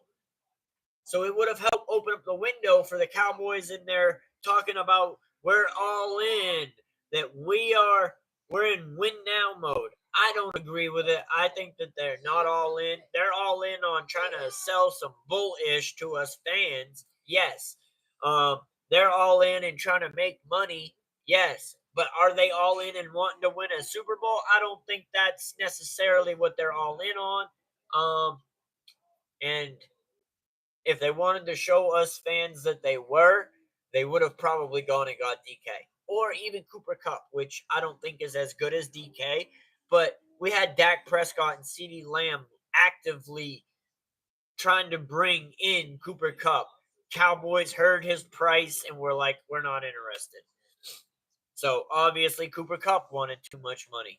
So if they weren't going to pay Cooper Kupp, they definitely weren't going to pay DK because DK got a bigger contract, from my understanding, than Cooper Kupp did. So McCarthy enters this season as QB1. And Cooper Kupp has been injury prone, hasn't even had a full season in the last 3 years, according to Tom Pelissaro. So you would think this ends all of the Aaron Rodgers discourse. I mean, Ian Rappaport even quote tweeted this a few weeks ago, saying that the Vikings being out on Aaron Rodgers should help bring clarity. But like all things Aaron Rodgers, that wouldn't end things. Bear in mind, it wasn't just Ian Rappaport that said this. Adam Schefter agreed that Minnesota's out on Aaron Rodgers.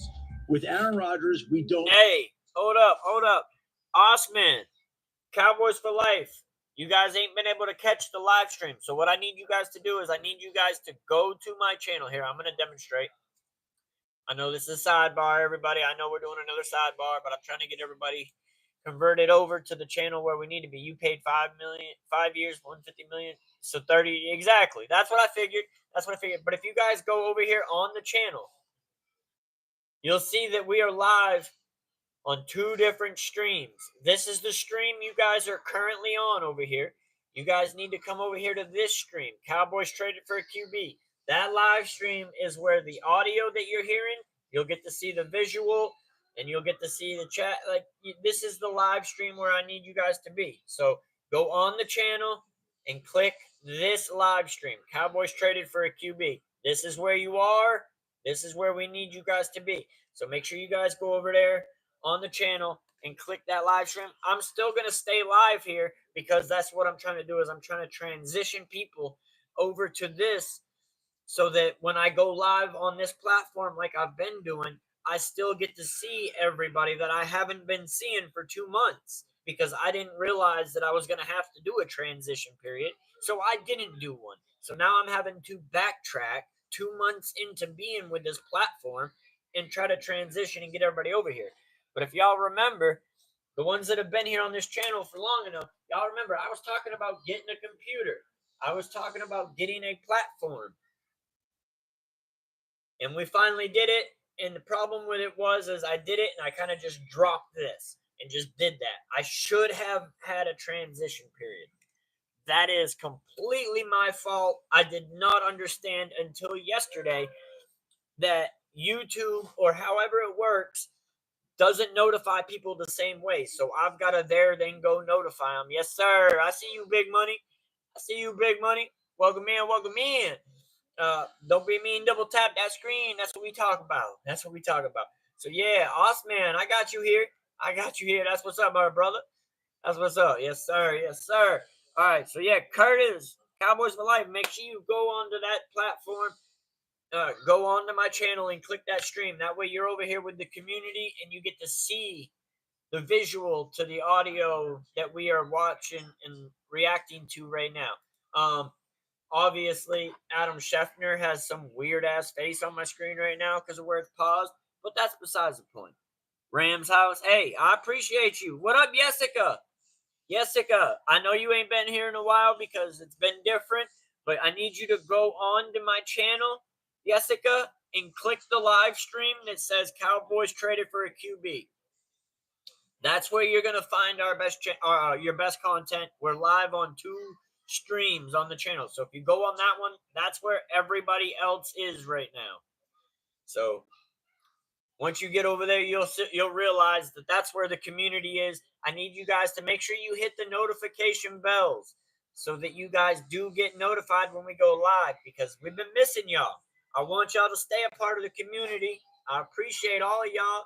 And I was wondering where everybody went, and then I realized, oh, I need to transition people over. YouTube ain't going to do it for me. So now I'm backtracking, and I'm having to do that. Just need a QB, and y'all be fine. I agree. If you're talking about the Steelers. Angry Run style. Yeah. All right, we're going to play this video again. No, we can only surmise. Rodgers had his way. I believe that he would like to sign with the Minnesota Vikings. Do I think it's likely?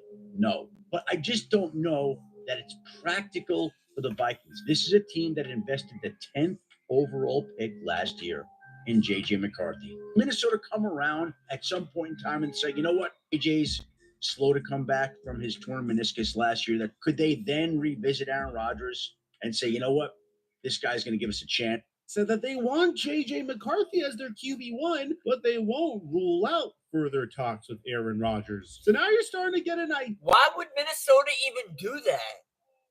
Why would they go on, have a press conference saying, we got faith in J.J. McCarthy. He is our number 1. And then later on go, well, we might be interested in Aaron Rodgers. What does that do to the mindset of your quarterback that you have coming up, that you want to be your franchise quarterback of the future? What are you mentally trying to do to that man? That's such a Cowboy move to do. That's kind of like what the Cowboys did last year with Trey Lance and Dak Prescott. I do think the Cowboys will be better this year. I think the Cowboys will be better this year just if they stayed healthy. I think if the Cowboys stayed healthy last year, we probably would have won 10 games instead of 7. Maybe still missed the playoffs, but I think that we would. I agree, JF. I agree. But yeah, I think that as long as they stay healthy, I think they'll be better. I think that there's going to be a learning curve in the start of the season. So week 8, week 6, week 8, somewhere around there, I think the Cowboys will start gelling and building chemistry as a team and playing for each other. And we'll start to get to see everything come together for what the Cowboys of the future are going to look like, or at least for the close future. I'm not talking but 3 years ahead now. So my biggest thing from this season is I'm thinking that it's going to give us a big stepping stone to have hope for what our team can be coming up in the years to come. But I think that if we stay healthy, we can at least get 10 wins. I think if Dak Prescott is healthy, it's a double-digit win season for him. That's just the way it's always been. You out, Toxic? All right, brother, man. Stay blessed. Idea of what is taking Aaron Rodgers so long. And I really... You back, Trent. Hey, Trent and Jessica, please go on to my channel and click the first live stream. There's 2 of them. Cowboys traded for a QB. Go on to that stream, and that's where everybody is. Don't think I can blame him. On one hand, you have the Pittsburgh Steelers, who just traded for a brand new wide receiver number 1. It would have been really... Man, I would have loved to have had DK Metcalf next to CeeDee Lamb out there playing together. I think that would have been a hell of a duo if we had CeeDee Lamb and DK, then Jalen Tolbert and Mingo. I think that would have been a phenomenal wide receiver room. I think that it easily could have been in a top 5 duo wide receiver situation. Obviously, I would have needed to at least see the first season of what it looked like, but I couldn't imagine it being anything short of damn near spectacular. To have those two being able to play next to each other. No, Jessica, you're on the other stream. Look, hold cute up. to see DK Metcalf reunite. Jessica, hold on. I'll show you. I'm about to show you. Right now, Jessica, where you're commenting on this channel right here, this page right here. What up, Crystal? What it do? You're commenting right here. We need you guys to be on this live stream. That's where everybody is. So go onto my channel and then click the live stream that says Cowboys traded for a QB. If I'm showing you this screen right here where my green hand is waving around, you're on this one. We need you guys to be over here because that's where everybody is. So just go click the channel and go to the first live stream that pops up. It should be Cowboys traded for a QB. That's where you guys are going to get to see over here the visuals to the audio we are playing. Crystal, I know you've been there before. There's Trent. Trent's in the room now. Welcome in, Trent. Welcome in. All right, we get the audio With back Russell up. Wilson on the Steelers, but since the Steelers decided to wait so long, that's officially out of the window. What up, And Lo? that's why today's video is sponsored by Rocket. Don't worry about customer service calls because the app's negotiators will go to work for you. And Rocket. Yeah, Dak is buns. That's really good. Joe Milton is a developmental player that is to fill in a backup role that we didn't have. He's not to become the starter. The only way Joe Milton becomes the starter is if Dak gets hurt. If Dak gets hurt, that's the only way Joe Milton becomes a starter. It ain't got nothing to do with Dak's talent. It's got to do with the fact that Dak has been injury prone. And what I will say is that it is an upgrade over Cooper Rush. All right, hold on. What? What do you need? All right, I understand. Michael, what do you need? You need to give your brother some space. Well, he doesn't want you on his legs.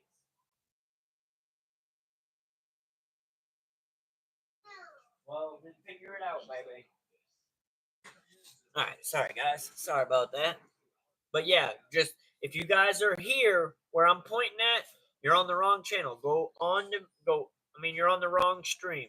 Go over to my channel and click the video that says Cowboys traded for a QB. Wanted you to know that I have hairline fracture in my left hip at a doctor's found it a few days ago. Damn, Crystal. Man, my thoughts and prayers go out to you. I hope for a healthy recovery for you, and hopefully everything gets better for you. But yeah, if you could just go to the channel and click the live stream that says Cowboys traded for a QB. That way everybody's together. Same with you, Low Prods. Click on that onto the channel. Go to the channel, and there's Jessica. Oh, you're on both of it? Hey, well, I appreciate that, Jessica. The views over there are still wanted to be had, but I'm just trying to get everybody transitioned so that when I do go live, that everybody catches it. Because I'm always live, but most people have been missing. But yeah, man, my thoughts and prayers go out to you. Man, look at you. Crystal. Man, God bless you, Crystal. Jonathan, Mike, Eric, The Alchemist, and J-Buck. Shout outs to all you guys. You guys just got free memberships donated to you from Crystal. Shout outs to Crystal Richmond. She a real one. She always doing great things. We appreciative of her for sure. What up, Casey? Casey, go on the channel and click the other live stream, please. Money has a proven track record that works. You gotta go, Jessica. Hey, will you stay blessed, girl, man? Make sure you have the notification bell turned on for us so that you get to catch more of our live streams. We've missed you in the chat. or at least I've missed you in the chat. There's a bunch of you that I've been missing, and I'm just glad that I get to see you guys now. So I'd love for you guys to continue to be on the main streams. They've helped customers save up to $740 a year when they use all of the app's premium features. They've also helped customers save a combined $500 million in canceled subscriptions on its team that doesn't have a single flaw on its roster and has been attractive destinations for a quarterback. If you take a look at not only their offseason, but the overall... I mean, Minnesota has a stacked roster for offense. I mean, that's a quarterback's dream. You got Justin Jefferson and a couple other decent wide receivers there too. It's easy to see why. This is a team that doesn't have a single flaw on its... Justin Jefferson easily makes it a very attractable destination to have him as your wide receiver roster, and has made... You can throw the ball anywhere in that boy's vicinity, and he damn near catches it. Huge moves in free agency. It's like the perfect combination of calculated... What, Bob? You're a goofball. Risks and flashy acquisitions. I mean, for instance... What up, Dylan? Hey, Dylan, go on the channel and click the live stream that says Cowboys traded for a QB. That's where everybody is. They decided to take a flyer on former number 3 overall pick Jeff Okudah. They decided to bring in explosive, speedy wide receiver... What up, Jonathan? Oh, my bad. What up, Jonathan? What it do, brother? What it do? That was Crystal Richmond. Crystal Richmond gave you a membership, so shout-outs to her for that. But what's up, my brother? Welcome in. Appreciate you coming and tapping in with us. Appreciate it. 4.32 40-yard dash at the combine in 2021. He missed all of 2024 with injury. They already had Aaron Jones, but on top of that, they decided... But yeah, Dylan, you'll get to see the visuals to this audio you're hearing if you go on my page and you click the first live stream that says Cowboys traded for a QB. Having to trade for Jordan Mason, bringing the perfect complementary back alongside Aaron Jones. In the event that Aaron Jones decides to take a step back this season, giving up the 160th pick in the 2025 NFL Draft for the 49ers' 187th pick, this is for you, Crystal. Sending a 2026 sixth-round pick to the San Francisco 49ers, and then signing Jordan Mason to a 2-year, $7 million contract. This underrated gives the Minnesota Vikings one of the most exciting backfields in the entire NFL. They were able to convince Harrison Smith not to retire and return for a 14th season. They were able to bring back Byron Murphy, who made his first Pro Bowl last season. They were able to sign ex-Pro Bowl center Ryan Kelly. They poached Isaiah Rodgers from the Super Bowl. So, hey, man, Minnesota's trying. Even though they had a good season last year, winning 15 games, which is hard to do in the NFL, they're trying. They're actively also going to try to get more pieces to just better their team. And hopefully it works for them. Because like I've said previously, I think it's great when all teams are good in the NFL. I think that that's when the NFL is at its best and has the most competition, when everybody is good. Winning. Obviously, there's going to be some teams that just are ass and is uncontrollably ass, but that just is what it is. But when the majority of the teams in the NFL are good, more people are going to watch football. Philadelphia Eagles. And probably the two most exciting acquisitions have to do with the trenches. Signing Javon Hargrave once he was released from the San Francisco... See, I would have loved for the Cowboys to have picked up defensive tackle Jonathan Hargrave. I think that would have been a very good piece, but I knew we weren't going to do it as soon as we signed Oso Odigizua. And then we ended up picking... You a Lions fan? I hear you. You must be my boy Messi's new friend. He ain't in here right now, but Messi be glazing you. He's a Detroit Lions fan. Hey, we'll see. Y'all got us last year, but the year before that, we got you. So we'll see. We'll see. I'm pretty sure we play each other. I think we come to Ford Field. Cisco 49. Yeah, I would have loved to have had. Hey, hell yeah, Jalen. I appreciate you, my boy. Big love, big ups. Niners to a 2-year, $30 million contract, and also signing Jonathan Allen to a 3-year, $60 million. Man, I would have took either one of these players this offseason. To pair up next to Odigizua, man, Man, I think that would have been a phenomenal thing for the Cowboys to do. Obviously, they didn't have that $1 same deal. thought. And that's before we bring up the Minnesota Vikings' existing offense of TJ Hawkinson, Justin Jefferson, Jordan Addison, and you can understand what's taking Aaron Rodgers so long. He really I mean, I don't get what's taking him so long. I don't really get why Minnesota's even interested in. What up, Alan? What it do, my brother? Welcome in. Welcome in. Appreciate you. Appreciate you, my boy. Much love goes out to you. I'm glad I'm getting to see a lot of you guys again. A lot of you guys I ain't seen in a long time because it ain't been letting you know that I was here. Yes, sir. Yes, sir. All right, we'll get back into this audio. really wants to play for the Minnesota Vikings. And although the Minnesota Vikings originally wanted JJ McCarthy as their QB1, they're not willing to commit to him. And that's where things get really weird. I mean, this is what their general manager, Kwesi Adofo-Mensah, had to say. For me to sit here and say that anything's 100% forever, that's just not the job. We're responding to scenarios and different information as it comes. So obviously things can change, but right now we're really happy with our quarterback room, and we're going to look to. Man, Minnesota just be flip-floppy. Like, they can't make up their mind. We want McCarthy. Nah, maybe we want Rodgers. We want McCarthy. Well, maybe we want Rodgers. Man, let Rodgers go to his couch. That man just needs to go to his couch or his recliner, like I previously said, and have that sit back and watch position be completely filled by him and a bag of chips and a remote, or him and a beer and a remote, whatever his choice of things that he wants to do.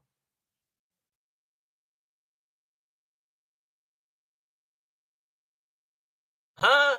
Dylan, you don't make no sense. You don't make no sense. You can't compare Milton and Mingo to Steve Young and Jerry Rice.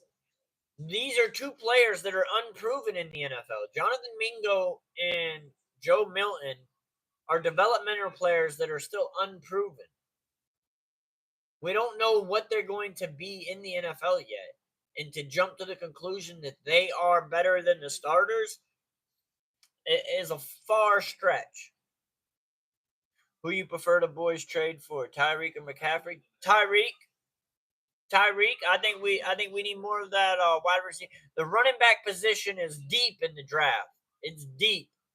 So if we can get a wide receiver, fix our O-line, I think running back in the draft would be a big help. What?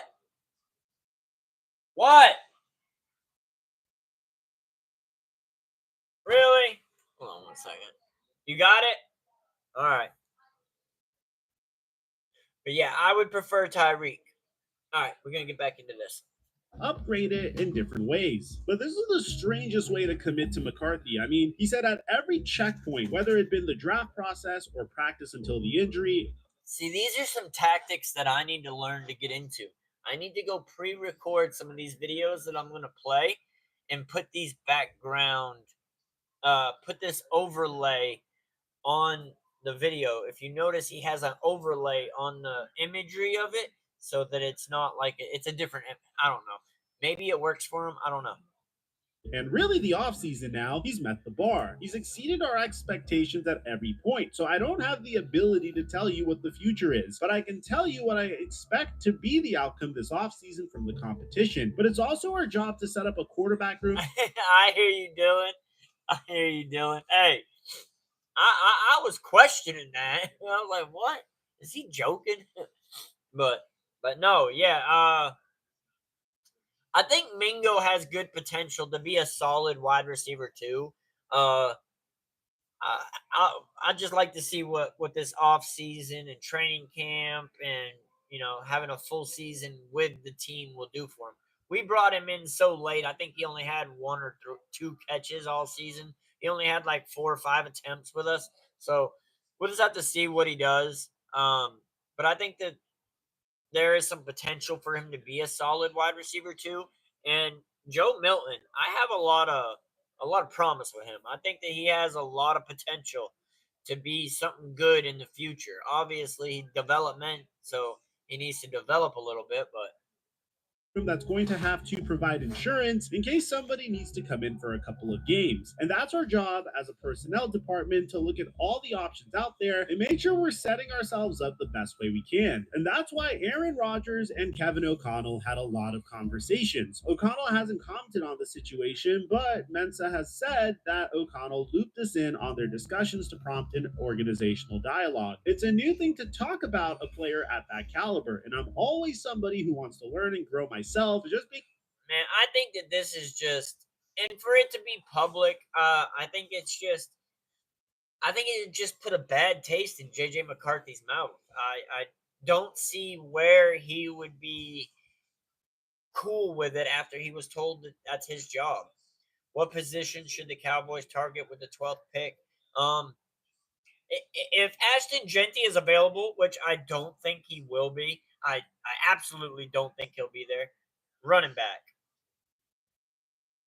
If not, I think wide receiver. I think Ted McMillan, Luther Burden. Luther Burden's who I was on in the beginning of the season from Mizzou. I think that he really has good potential. I think he is one of the best overall, well-rounded wide receivers in the draft. But Ted McMillan, I'd be happy with. Udoga or Buka, I'd be decently happy with. And then I don't know. We really need cornerback, but I don't know. Will Howard, I think, might be a reach there. So I'm gonna have to say probably wide receiver. If we were picking anywhere past like 18 and up, I would say go ahead and pick Omarion Hampton. But it makes it complicated because we need a wide receiver and we need a running back. So and we need cornerback. Those are the three main positions. Being involved in that dialogue is really special. So pretty much he just said a whole bunch of nothing, not really committing to JJ McCarthy, saying that they were very impressed with JJ McCarthy's development and not shutting the door on Aaron Rodgers. And this wouldn't be the only interview. How can you be impressed with someone like, how can you go to someone to their face and tell them that you're the one? I'm impressed with what you've been doing. And then turn around and be like, hey, Aaron Rodgers, what you doing? You want to come play for us? Yeah, I got JJ McCarthy. Yeah, he'll be okay to sit behind you. Hey, you're gonna be the starter though, okay? But yo, just come on. like this doesn't look good on Kevin O'Connell. It doesn't look good on Kevin O'Connell. It makes him look like trash.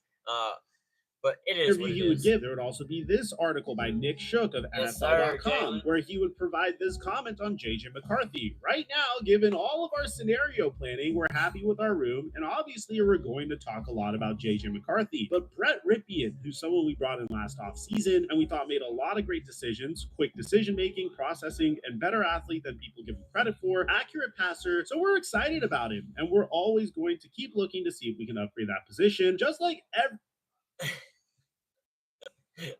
we got our future quarterback. We got our future franchise quarterback. But yeah, we'll take an old man that needs to retire and say that we're going to better ourselves at that position. Come on, Minnesota. Figure it out, team.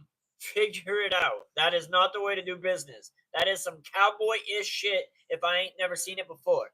This draft is very deep at running back. There's going to be some steals at the third point. I agree, Jalen, but I do think that Omarion Hampton and Ashton Genty are slightly in a league above the rest.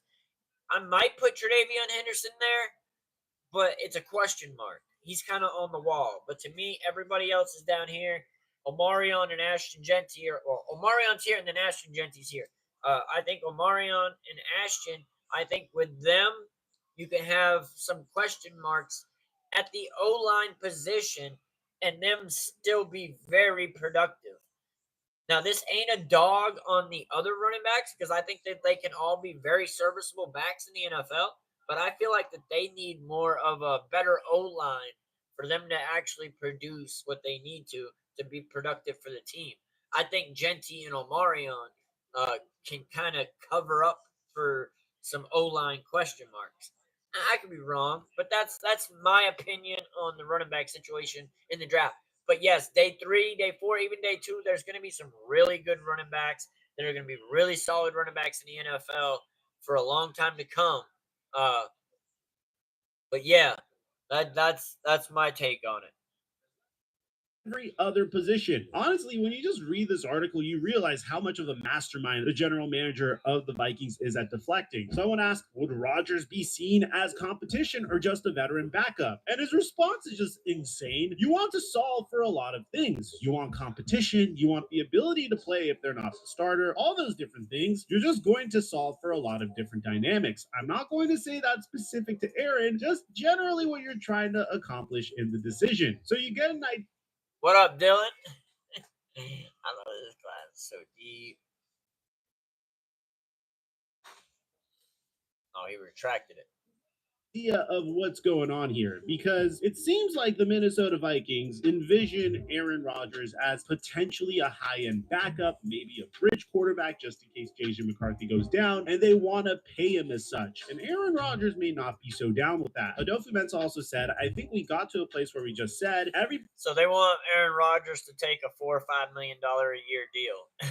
That's where Aaron Rodgers is probably like,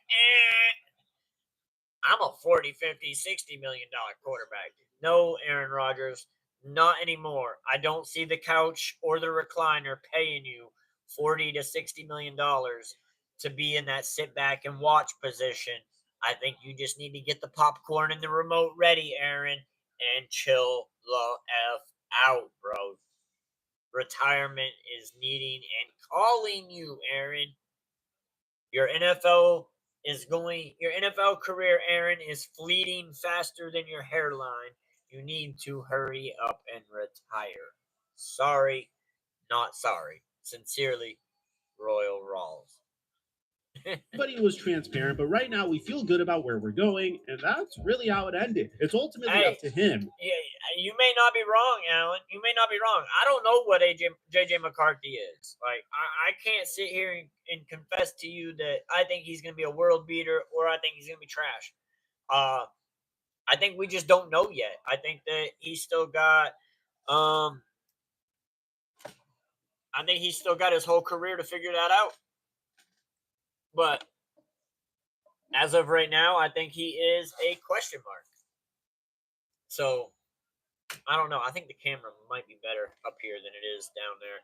Because I think you actually get some more eye contact with me because of the screen.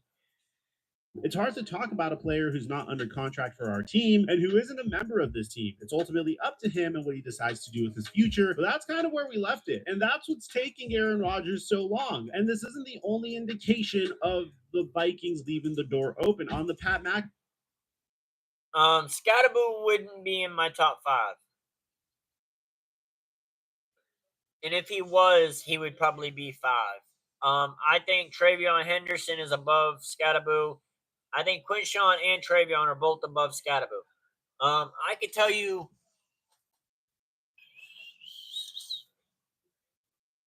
now this was way before the combine. This was literally at the end of the college football season.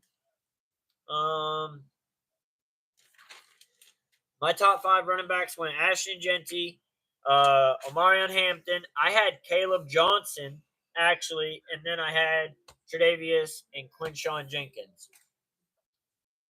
So, yeah, I had I just said his name. Caleb Johnson up there in the top 5. Washington isn't going to be as good as this surprising year. Hey, I've been saying this, Alan. I've been saying very similar things and I've been getting a lot of backlash from me saying that I don't think Washington's going to be what Washington was last year. People have been telling me I'm wrong. People have been telling me that I was absolutely incorrect. Hey, go over here. Go to my channel. Sorry, sidebar. Sorry, guys. Go to my channel, and if you'll notice, I'm live on 2 streams. You're right here, right now, Goat. This is where you are currently. You need to be up here where Cowboys traded for a QB. This live stream right here is this, where you'll actually get to see the visual to what we're listening to. So make sure you go over there and join on that. That's where most everybody else is that's in the channel. It's kind of slowed down a little bit now, but there's still about 5 people over there. So yeah, make sure you go over onto that channel or that stream. You were at baseball? Hell yeah, hopefully you had a good day.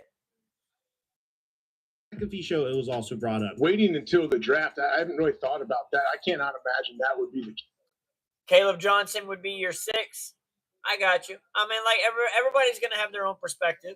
Yes, sir. There you go. There you go. Go. Hell yeah. Welcome in. Welcome in. Now you with the real thing. Now you on the real thing. Okay, so what would that do for him right now? You got the real thing, baby. Yeah. Something like that. However that song goes. It looks like Pittsburgh is an option and the Vikings are possibly an option. Yes, that is kind of what and retirement, obviously. So retirement, Pittsburgh, and then the Vikings. Come on. These two acting like they don't know when they have weekly conversations with Aaron Rodgers. Y'all two, if anybody, know what Aaron's got going on right now. Y'all can't even front to me on that. I know that you guys already know what Aaron's thought process is. Haven't said no. That's right. That is the Yeah, they didn't close the door completely. That's the thing. And even yesterday, Ian Rappaport brought up how still are considering Aaron Rodgers. I don't think the Vikings were a pipe dream for Aaron Rodgers. I think it was at one point real enough to where I know he considered it, and I know the Vikings considered it. Reality is, and according to Kevin O'Connell, the Vikings are still considering it. And to me, it's complete blasphemous to their upcoming quarterback. What up, Justin? What's good, my brother? Welcome in, welcome in. Welcome, my brother. Appreciate you for tapping in with us. Make sure you don't forget to tap those like buttons. Anybody that's tuning in, make sure you hit the notification bell. Because on this stream, for some reason, YouTube is not notifying people that I go live. So please make sure that you have your notifications turned on. That way you will definitely know when I'm live and you can come join the channel. Because I know a lot of you have been not around since I've switched over and done the new process. But we're going to have much better content coming through now. for any team that needs a quarterback, and you have a 4-time MVP, future Hall of Famer, saying like, No, actually, Justin, the Vikings didn't say heck no. The Vikings said heck no, told JJ that he was the man, and then are still behind they're turning around and still talking to Aaron. They're still keeping the door open. Is what we just witnessed. It's crazy, and to me, that's a disgrace to JJ. Just let JJ play and bring in a veteran backup to be the backup. Stop thinking that you're going to get Aaron Rodgers at backup price to be the backup for Minnesota when in Aaron Rodgers' head, he's still the starter. You're not going to get him to sit on a bench and make backup money. He could retire and go get money somewhere else that's way more than that. He does not want to be backup. So you can't. This is like back again with the Cam Newton thing going to when he didn't want to take the backup. Same thing. When Cam Newton was at the end of his career, he was struggling because he didn't want backup money. But he, at the end of the day, he ended up having to take backup money because there was not a team that valued him as a starter. Now, the Patriots did bring him in as a backup. He did end up becoming the starter, but it didn't last. And they moved on fairly quick from him. Exactly. He's in his own head. That's pretty much what I'm saying. And the couch and the recliner are the best two teams for him to play the sit back and watch position from. Because that's where he needs to be. Yes, sir, Cowboys. Man, Cowboys, please go check go into the channel and please click the video that says Cowboys traded for a QB. You're on the second live stream. Everybody else is in the first one. So if you go on the channel and you click that video, you'll be in the live stream with everybody else. See? You'll be over here where you actually get to see the visual to the audio that you're listening to when I play it. This is just right now a conversion live where I'm trying to get everybody transferred over that has been missing out on my live streams for 2 months. hey, you're someone I'd like to play for, you have to consider it. It is your job to consider it. And if you needed any further evidence of what's truly going on behind the scenes, Ben Roethlisberger gives us a huge dose of reality. I think Aaron is secretly still holding out for Minnesota, which is why he hasn't signed with the Steelers. Yeah, you need to get out your own head, Aaron. Go accept the fact that you're going to be a backup and let him be a backup. Spoken like a true Vikings fan. Who's the true Vikings fan? I'm not a Vikings fan, but I can call the hypocrisies when I see them. Cowboys are going to surprise a lot of people this year, probably win the division, mark my words. I think that I think it's either the Cowboys or the Eagles that are going to win the division. Maybe the Eagles get it for the first time back-to-back since 20 years. But I think the Cowboys are going to have a shot at it. And a lot of people are backlashing me on that as well. I think that they're – I got you, Justin. But I think that there's some high potential for the Cowboys to look a lot better than they did last year. And I think that they may surprise some people. People that don't pay attention to what the Cowboys are doing don't quite get it. They don't quite know. But you got to remember, most people don't realize that the Cowboys were a fractured team last year. They were not a healthy team. They could not stay healthy. If Dak Prescott stays healthy, he's a double-digit win quarterback. That's what his records are. He always gets double digits as the quarterback of the Cowboys when he's healthy. When he's not healthy, it's a different story. Last year, he wasn't healthy. And a lot of other players on our team weren't either. Had we just stayed healthy, I think we would have had 10 wins easily. So, I don't know. I think the Cowboys will surprise people. We'll just have to wait and see. All right. Well, all right, Dylan. Man, you have a blessed day. Make it great on purpose. We'll catch you on the next one.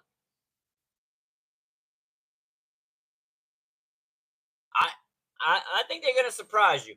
Now, Justin, I do say that there's going to be a learning curve. So I think around week 6 to week 8, I think that they start to gel and start to work together as a team. So we'll have to see, though. We'll have to see. There's a lot of question marks still with the team. But if Dak Prescott stays healthy, you got to remember he's a 10-win quarterback at minimum. So if Dak Prescott's healthy all year, you can almost bank 10 wins. I feel like CJ still has it. Yeah, I would hope CJ still has it. Yeah, last year was just kind of a plateau year, maybe a little bit of a dip down year for Houston, but I think that they can get back on the incline. I think Houston can get back on the uptick. They just kind of plateaued a little bit last year and didn't get any better. So they definitely can. Just will they is the question, and hopefully they can. Why else would you not? Why else would you go throw a DK and be working out and put it out, blast everybody that I'm throwing to these guys, but you won't sign? I just think he thinks that Minnesota is a more complete, closer team to win a Super Bowl. And they definitely are. Pittsburgh, unfortunately, still has a lot of pieces to build. Make things even crazier, Ian Rappaport comes out and confirms this, saying Big Ben isn't wrong. Aaron Rodgers was interested in the Vikings, but even Rodgers knows now that wait would be futile. It's really funny. It's like the Pittsburgh Steelers are willing to commit to Rodgers, but Rodgers is chasing the Minnesota Vikings and is keeping the Pittsburgh Steelers as his backup. And this isn't just... And eventually the Steelers are just going to get a quarterback, and then Rodgers is going to be left holding the bag because he'll have nowhere to go. He needs to just realize that Minnesota is not going to sign him unless he takes a backup deal. You still don't want to play him? I'm not worried about playing Aaron Rodgers. At this point in his career, I don't think that he is something to fear. His scramble out of the pocket and extend the play is going to be diminished. So there's just not a lot to fear there.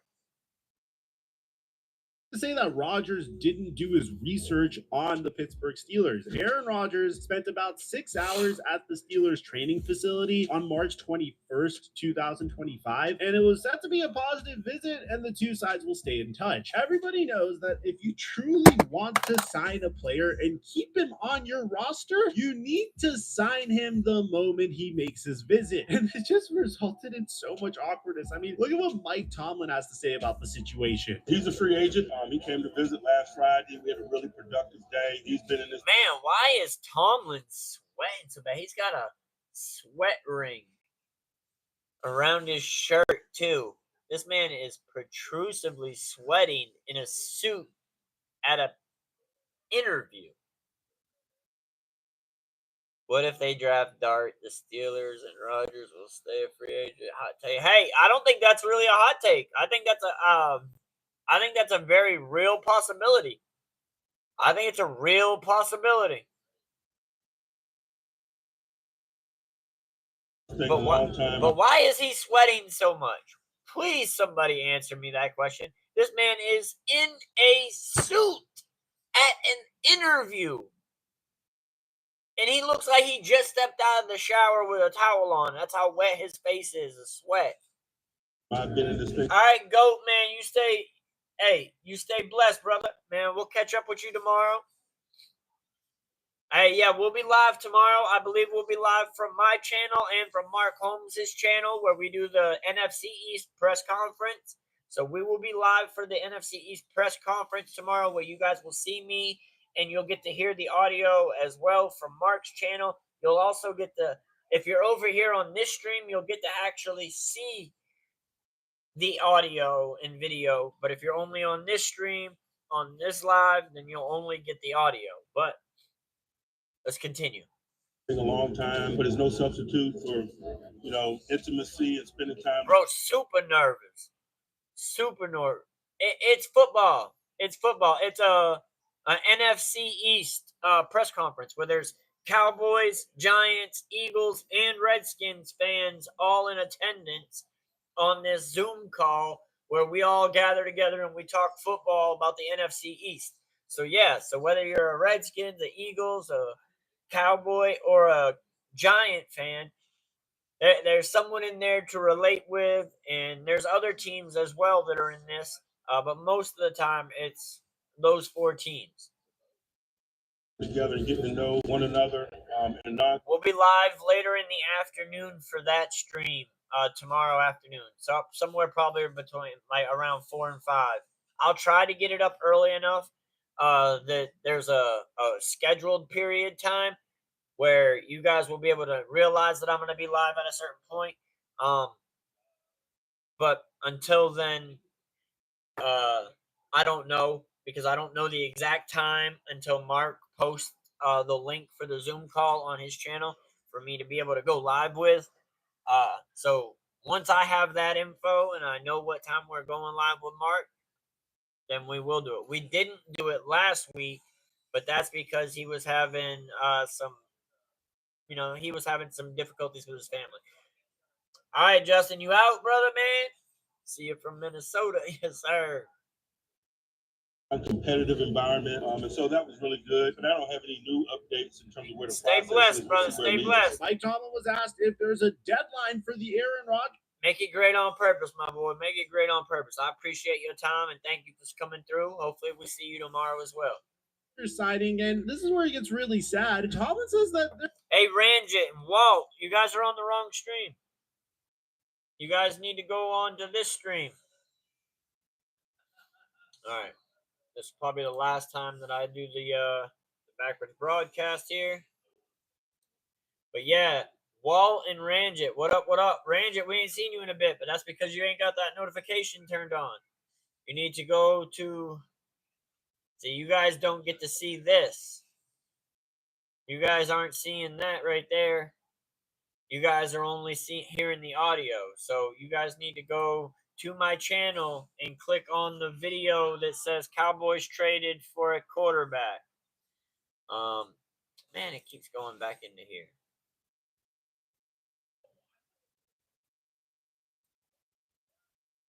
If it'll click the link up for me, I can show you guys. This laptop is slow as hell. This is just the one screen in between my other two screens. Usually I have it closed, the Cowboy Star, but when I'm on stream, I have it open. But yeah, all right, so now I'll show you guys. You guys are right here. If you're seeing this image, you guys are right here. What up, him? We need you to go on to my channel and go onto this video. This is where we are live from right now. Make sure you go click here. Yes, sir. We got Ranjit. We got Walt. Welcome in, welcome in, welcome in, my brothers. Welcome him. Go do the same thing. Go to my channel and click this first live stream. We're live on two streams right now. Yes, sir. Hi back. But go on my channel and click Cowboys traded for a QB. Royals talking Cowboy. That's where you'll find this, where we have the actual imagery for the audio you're about to be hearing. So if you go click on my channel, you will see that there's two live streams. It should be the very top live stream, and that's where we are. We're looking for a backup quarterback, but right now this is talking about Aaron Rodgers. I had already gone through talking about Joe Milton a little bit. I have another video that I might play still after this. But yes, sir. Yes, sir. So glad we got Bill. Did you see this sort of thing? Dude, he was throwing 80 yards, bro. He was throwing the ball 80 yards. He's a developmental backup quarterback. He's not going to be the starter. He's not going to be the starter, brother. He's our developmental backup. So, I mean, he's not coming in to be the starter. But yeah, I'm him. Go onto my channel and click the link that says Cowboys traded for a QB. The very first live stream that you see is the one you need to be on. That way you can actually watch the video that you're going to hear the audio to. There's no deadline. I don't know that we've approached it from a deadline perspective. Certainly, as I mentioned, you'd like to have settled circumstances, but, deadlines don't often bring that to a... This is Mike DeFabio talking about it, the deadline for Aaron Rodgers. Then you have Art Rooney, the owner of the Pittsburgh Steelers, saying that he keeps hearing that Aaron Rodgers is headed... Whoa, we ain't getting Aaron Rodgers. That's not even the question. Aaron Rodgers ain't coming to Dallas. That ain't nothing we need to worry about. I can promise you that, Walt. You do not need to worry about Aaron Rodgers coming here. He's probably about to get stuck holding the bag, holding out hope to go to Minnesota when you got Pittsburgh giving him offers, and they just need... And Aaron Rodgers either needs to take the offer from Pittsburgh or go sit on his couch and play the sit back and watch position. Our direction, but you're also getting very strange quotes from Mike Tomlin saying that he's comfortable moving forward with Mason Rudolph next season as the starting QB. That's why we brought him back. I'm comfortable with that, and we've been there before. He's very capable, and this isn't anything new. Looks like the Steelers might get stuck with Mason Rudolph. It looks like it's either between Minnesota or Pittsburgh, but Pittsburgh's probably the more likely one, and he's been working out with DK Metcalf, who is now a Pittsburgh wide receiver. Mike Tomlin has historically spoke very highly of Mason Rudolph. But in my opinion, if I was DK Metcalf, I would want to be going to figure out who George Pickens is working out with and go work out with them. The teammate, not someone that's not even your teammate. Time you experience something with somebody that's growth and acknowledged in that regard, and certainly the way he smiled in the face of adversity and delivered for us was significant. But not that I was shocked by it or didn't think it was within, his framework of capabilities. We're excited about having him back, not only in terms of his talents, but the guy that he is. So pretty much what's going on is Aaron Rodgers is hoping that the Minnesota Vikings come up to him and say, hey, you know what? We're down to sit J.J. McCarthy for one more season, and you can be the starting QB. Which could be very detrimental, in my opinion, to J.J. McCarthy, at least to his mental mindset. Like, they did this last year because he got hurt with Sam Darnold. For them to do it 2 years in a row, and now he's healthy, but the team and the fan base is wanting J.J. McCarthy. Nobody wants Aaron Rodgers in Minnesota except for Kevin O'Connell. be for this season, And you pretty Aaron much have Rodgers, your of last course. dance with this. Because that's obviously where Aaron wants to go because of the weapons that he would have available to him in Minnesota. Incredible supporting cast and potentially lead us to a Super Bowl. But the odds of that happening aren't really high, primarily because Minnesota wants to move forward with the quarterback that they selected 10th overall in last year's NFL draft, which makes a lot of sense because JJ McCarthy is on a rookie scale contract, and he's the main reason why the Vikings were able to go on the That's a pretty decent little contract for him. This crazy spending spree. If JJ McCarthy fulfills his potential and plays like an above average quarterback, then there's no question about it that the Minnesota Vikings are a huge Super Bowl contender this. Adoree Jackson just went to the Eagles. Is that what you're saying, Ranjit? If that's true, that's a good pickup. They definitely need some. He's a DB, if I'm not mistaken, and they definitely need some cornerbacks because they let like 3 or 4 cornerbacks walk out the door this year. Here, especially given how. Oh, microphone, yeah. Shout outs to Microphone for the video. I'm reacting to it. Hopefully he don't mind. I got to do something like this where I'm not going to get my channel striked by the big channels. So yeah, big shout outs to Microphone. Big ups to Microphone. If you guys like his video, go check out his page. This obviously isn't my content, it's his. So yeah, if you like it, go check it out. While they performed last year with Sam Darnold under center, just imagine how much better they'll be this year after they beefed up their defense and they made the acquisitions that they did. But at the end of the day, my personal prediction is you're going to see either Aaron Rodgers retire or end up on the Pittsburgh Steelers. I personally hope he joins the Minnesota Vikings because he'll face off against the Green Bay Packers this year. But if he joins the Pittsburgh Steelers, it might be even more interesting. The Steelers would face off against the Green Bay Packers, the Minnesota Vikings, who could have signed Aaron Rodgers, and the New York Jets, which is the team that let Aaron Rodgers go. Let me know in the comment section down below. That would be kind of think about all interesting. this. I'm Aside from surprised. that, I'm surprised that isn't a reason for Aaron to go play over there. All right. So what other videos did I have? I'm gonna get off of that one. This is Cino. Gentlemen, the devil. All right. So this is shout outs to Attack on Cowboys AOC. He's an up and coming Cowboys content creator as well. He's actually much bigger than I am. His channel has blown up over the last year. Shout outs to him. He does some great work. He's got some great takes. We're going to go ahead and listen to him break down. It says NFL draft is setting up perfectly for the Dallas Cowboys. So let's see what he has to say about that and see where it takes us. Dallas Cowboys NFL draft is lining up perfectly for them. Let's get right into it as we take some information. The Dallas Cowboys are working out.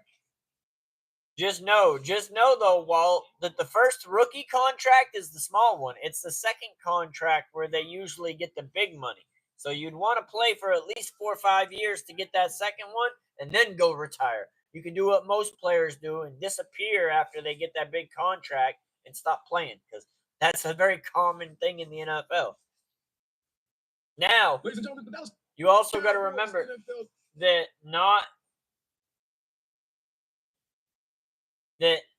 not all of those contract numbers are guaranteed. The numbers you really only want to look at when you're AJ Dillon to the Eagles. Are you just requesting for people to go to the Eagles, or are these people that the Eagles actually picked up, Ranjit? Did the Eagles actually get these guys, or are these just players that you want to go to the Eagles?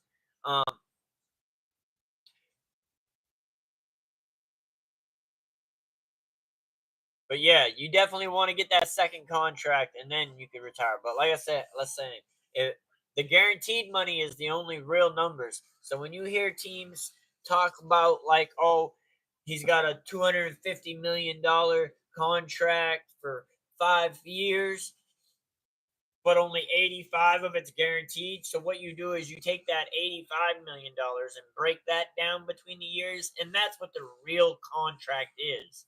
They got them. Hey, well, shout outs to them. They needed it because they let a lot of DBs go. The draft is lining. Be sure to subscribe. It's gonna be a fun one. All right, so the first thing I want to show you guys is actually this clip from the Pat McAfee show. It's just like a 10-second excerpt from this clip that I want to kind of show you guys because This is something that is very real, and I would not be surprised if it happened. Sage's about to talk about Jackson Dart, quarterback that no one expected to go anywhere near the top 15. Let's take a listen to what Dan Orlovsky is saying about a major change. Right, Walt? I get that, brother. I get that. Build me a nice fortress and a bunker underground for sure. At the top of the draft. All right, let's go ahead and pay attention to this real quick. That's kind of how I damn near want to buy 200 acres, dig 3-story deep worth of dirt, and build my entire house underground, and then just have like a big elevator that the grass picks up and we drive out. It'd be like a driveway to nowhere. Would be like my estate. It'd be called a driveway to nowhere, and that's all you would see on Google Maps is a driveway. It would look like a complete field beyond that where farm animals are going around. Tyreek back to Kansas City. Did that already happen? Ranjit, I haven't heard any of that breaking news. I'm going to have to go look into it. Felt about the class. It's not as bad as kind of people have painted it out to be. I'm a Jackson Dart guy. Like I would seriously, I don't think he makes it outside the top 10. If I were the Raiders, if I were the Jets, if I were the Saints. Exactly. All right, boom. That's pretty much all we need to hear from that excerpt. That was the important part of that. The reason that's important is because y'all got to understand Dan Orlovsky does work at ESPN, and he does get very, very involved as it pertains to like the NFL draft scene and the scouting stuff, because he's trying to be an NFL GM. Again, meta-analysis is very, very important here. Dan Orlovsky's end goal is not to be an ESPN talking head. He's discussed it many times. He's trying to interview for the NFL GM jobs. He's trying to find his way into an NFL front office. And that means, to me, especially with his ESPN credentials, he 100% has been talking to different scouts and different front offices that would make him feel like Jackson Dart could possibly go top 10. Now, this is very important because the three teams he just named, specifically the Raiders and the Saints, are teams that are 100% at risk of taking a guy that the Cowboys could possibly want. And by taking a guy, I mean possibly the best skill position player. Dina to watch. Yeah, we saw position. Debo. Now, we're going to go ahead and take a listen to another excerpt that I want you guys to listen to, because this, to me, really is going to help us line up exactly how to fine-tune what positions we're looking at in the first round of the draft. Yeah, again, the starting point would be best player available. Right. And I mean, it needs to be very clear because there's another clip in which he specified the best player available strategy only becomes available once they feel like they satisfied their needs, right? He said they wanted to go into free agency with the approach that they wanted to fill all of their holes so that way they could pick best player available. Yeah, great question. When we went into free agency, yeah, it looks like Adoree Jackson was signed to the Eagles for, where is it, $1.75 million. And who else did you say? You said somebody else they got. A.J. Dillon. So where's A.J. Dillon?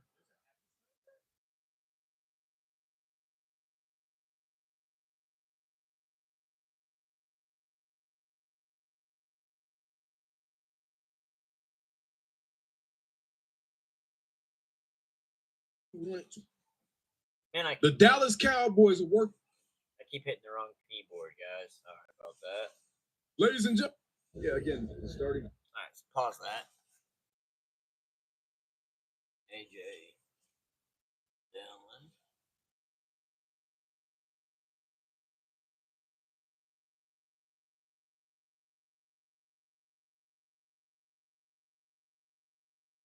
Oh, of course I agree the Giants suck.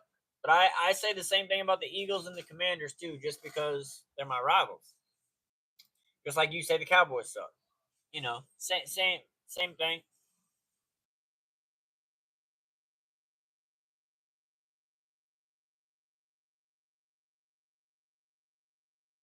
I'm not seeing anything about A.J. Dillon. Go to Eagles. Let me just go to the Eagles. Philadelphia.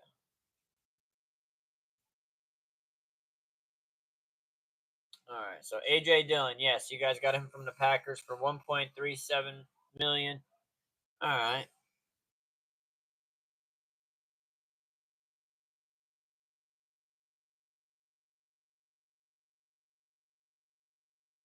y'all lost a lot of players this year. But yeah, I do agree. All right, let's go ahead and get into this. Back into this. Would be best player available. Right. And I mean, it needs to be very clear because there's another clip in which he specified the best player available strategy only becomes available once they feel like they satisfied their needs. Right. He said, "What up, Zaxa? What it do? What it do? Hey, you missing out, Zaxa? If you go on the channel, you go on my channel, you'll find that there's 2 live streams.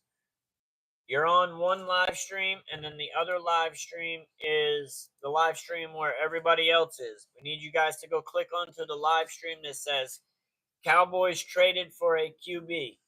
Like I said, you're about to see that there's 2 live streams. You guys are currently on this live stream.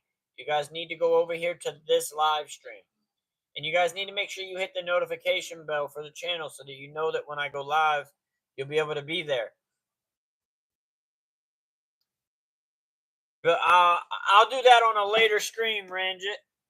I will do that on a later stream, brother. We'll create a stream where we can do a team building exercise or something like that. Right now we are late into this stream right now, and we won't be on for a whole lot longer. But I just want to make sure that the transfer process of trying to transfer people from the normal streams over to the main streams is effective. No, I'm just live streaming and talking football right now, Zaxa. With the approach that they wanted to fill all their holes, so that way they could pick best player available. Yeah, great question. When we went into free agency, the thought was let's get into the draft where we can take the best player available. All right, so don't think that is what I want for the Cowboys to do. Now at 12, what is going to be the best player available left on the draft board? That's the real question. Is that going to be running back? Is that going to be wide receiver? Is that going to be cornerback? It could even be tackle or defense, offensive tackle or defensive tackle. It's hard to say, and it's crazy because in this draft, there's a lot of good talent, but where you place that talent ranked-wise, all the depth of that talent in that draft is all about right there. They're different players. You may say one does one thing better than the other, but overall, they're almost all very much alike in the manner of how they play football. About best player available, like, oh, whoever's there, that's what they can pick. Whoever's the top of the board. No. That was after holes were filled and they didn't feel like they had any specific needs to chase down. They still have needs to chase down as of now. So unless they make some moves in between the time of making this show and the NFL draft, everything that we say here is going to stand today. There you go. You're always looking for game changers when you're picking 12. All right, there you go. Just said. You're always looking. Yeah, I remember this interview. He says you're always looking for game changers when you're picking at number 12. Now, we don't ever want to be at number 12 picking again. That is what follows that statement. Available, but you're always looking for game changers when you're picking at 12. Best pick available plus game changer equals best game changer available. Let's keep moving. We don't want to ever pick 12 again. That is factual. Best player available plus game changer does mean whatever game changer is available, that's who we're picking. So that necessarily does not mean left tackle or defensive tackle. Unless Mason Graham is there, then that's a game changer at the defensive tackle position. Yeah, we don't want to pick that high. But you're looking for guys that influence the game. How do you influence the game? You rush the quarterback and you get sacks. Everybody said, how do you influence the game? You rush the quarterback and you get sacks. So maybe that is so. He's looking to build the defense from the outside in, from the edges to the tackles. How does it influence the game at pick 12 when you're that high in the draft? Strip sacks, fumbles, whatever it is. Strip sacks, fumbles, whatever it is. You score touchdowns. Okay. You score touchdowns. All right. So he just gave us 3 huge parameters: game changers, guys that influence the game, and you have to be making plays, whether it be scoring touchdowns. What is that tattoo on his arm? It looks like it says Soraya. Is that his daughter's name? Or am I looking at it backwards? It looks like Sirah, and I could be completely off on that because they look like a strange font. Maybe it's his daughter's penmanship. I don't know. But that's got a curiosity peak. Touchdowns, strip sacks, fumbles, whatever it may be. So those are usually, I look at it this way: you build it from the outside in. Outside in. See, that's what I'm saying. I have seen this interview.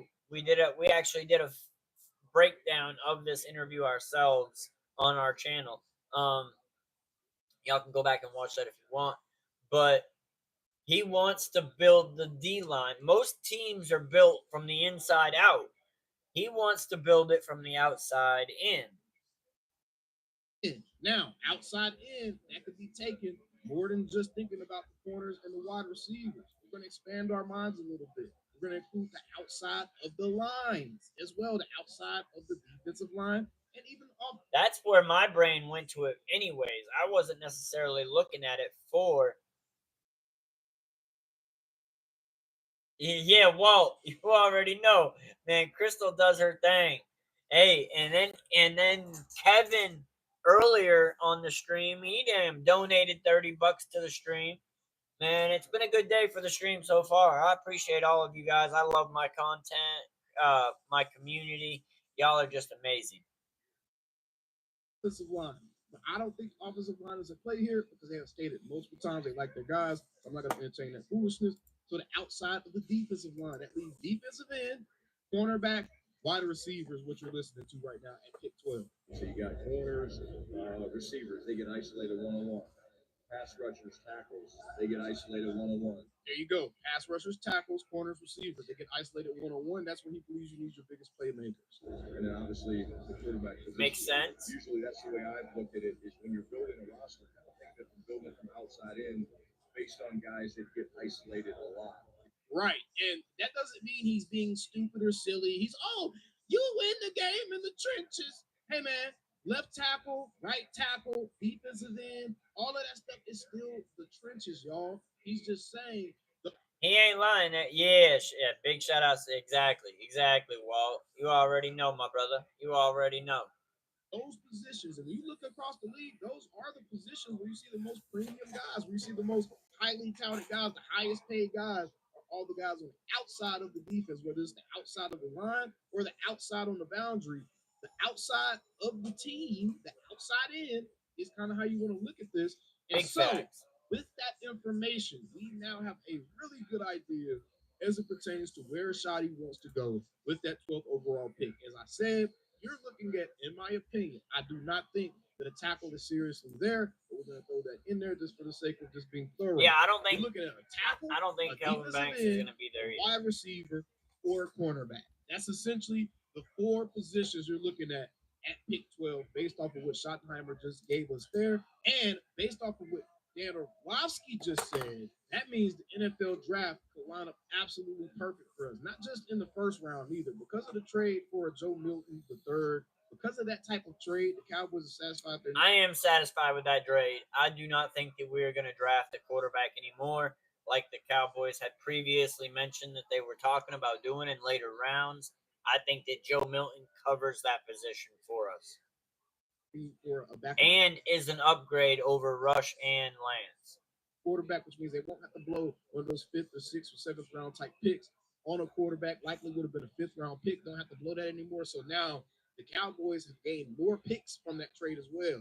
Now they can package up those 7th round picks and either move up or they can use it to get another trade done. So I really, really like what they've done so far ahead of the NFL draft as far as just addressing depth, right? There you go, Ranjit. Walt got you. Need some impact players. I still think the Cowboys, they're due for another player or two as it pertains to guys. What it do, guys? What it do? If you go on the channel and you click the first live stream instead of the second one, you'll be on the channel where you can actually visually watch the content. I think if you could address one of them, you get the other two out of the draft. So I think the Cowboys are in a good spot as it pertains to that. Now, let's take a look at how this draft could possibly play out and the players that could possibly be on the board for the Cowboys based off what we know about the team's needs that's going to be drafting and who they may want to pick, right? So the first team picking is going to be the Tennessee Titans, right? So the Tennessee Titans, they are looking at either a Cam Ward, Shadur Sanders, or an Abdul Quaner. Let's say Addie Witten. It's 10:30. Y'all forgot to do something at 9:30 because I forgot to remind you. Titans go Cam Ward right here. They go ahead and get their franchise quarterback, the #1 overall pick quarterback. Yo, what up, Deep Space? What it do? What it do? What's good, brother? What's good? This will be a good draft. I agree. I agree very much so. I think that this is going to be a phenomenal draft. I think that we are going to have a very entertaining draft this offseason. I can't wait. We will definitely be live for it. So make sure you guys are hitting the notification bells so you guys can tap in with us when we go live, because we go live quite frequently. A lot of people have been missing it because of me being on the new platform, but just make sure you got the notification bells lit up for the channel so that you guys know when we're live. Right here. Let's say they go Cam Ward, get the best quarterback in the draft. The next team we're going to be looking at that point would be the Cleveland Browns. Now, the Cleveland Browns, they're interesting because they are a team that could go quarterback, but people think that they also may end up going Abdul Carter to pair him with a Myles Garrett. So we're going to give the Browns Abdul Carter right here because they're still on the hook for. What up, Emma? Or Preppy Girl? What it do? What it do? Preppy Girl, Emma, I need you to go on my channel. You'll see that there's 2 live streams. Click the first one that says Cowboys trade for a QB. That's the live stream that you'll go on where everybody else is right now, where you'll get to see the audio, the visuals to the audio I'm playing. So make sure you go on the channel and click the live stream that says Cowboys traded for a QB. Quite a bit of money for their quarterback, and they may make that's where everybody is. A separate move or draft one a little bit later in the draft that they want to use. But I think the Browns are probably going to go with Drew Carter to pair him with Myles Garrett on the other side of that line. Now you have the New York Giants. This is where it's going to get a little bit interesting, but I still think the New York Giants end up taking one of 2 guys. It's either going to be Travis Hunter or it's going to be Shadur Sanders. I'm going to say we're going to give them Shadur. I would love for Mason Graham to fall to us. I would love for that. Sanders is because I don't think or Ashton Genty. I just don't see either happening. I mean, obviously Abdul Carter would be phenomenal, but I don't think that's even a thought process. Yes, ma'am, Emma. There we go. There we go. This is where you need to be, girl. Make sure you got your notifications for the channel turned on so that you know every time I'm live on here, because we go live a lot. And you've been missed out because I didn't do a transition period like I'm doing right now. Now at this point, yeah, because I didn't transition and get everybody switched over when I started doing the new platform. A lot of people have been missing out on my channel, and I'm just trying to go backtrack now and transition and get everybody to come hit the notification bell and make sure that you guys are able to come still see my live streams, because we're still live multiple times a week. If anything, we're live more now than we used to be. The Patriots are looking at Travis Hunter and they're looking at Will Campbell. I think they're either going to go offensive line or they're going to go cornerback here. I think the Patriots take Travis Hunter. If everything stays as it is, this is without trades, is how I'm thinking this lines up right here.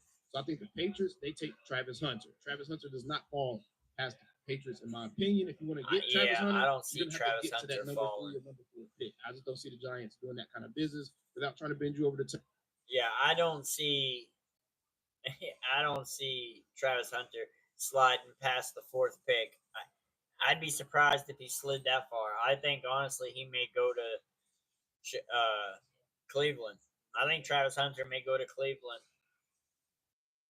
Tables. I don't want to do that. Now, we got the Jacksonville Jaguars. Now, the Jaguars going to be interesting because I think they're going to address the trenches. Both of their trenches are a little bit suspect. They're going to take Mason Graham. Easily go Will Campbell here. Also, they go OT. Being here for the Jacksonville Jaguars. I think Mason Graham. A lot of Jaguars media talking a lot about Will Campbell and Mason Graham.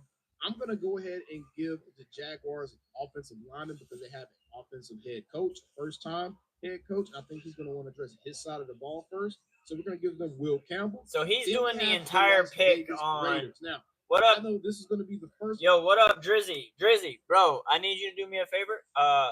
Because I have been lacking and I didn't do the transitional period. If you go onto my channel and you click the first live stream, the audio you are hearing, you will see the visuals to it. And the chat box over here, you'll get to see us live. If you go on my channel, you'll notice that there's 2 live streams.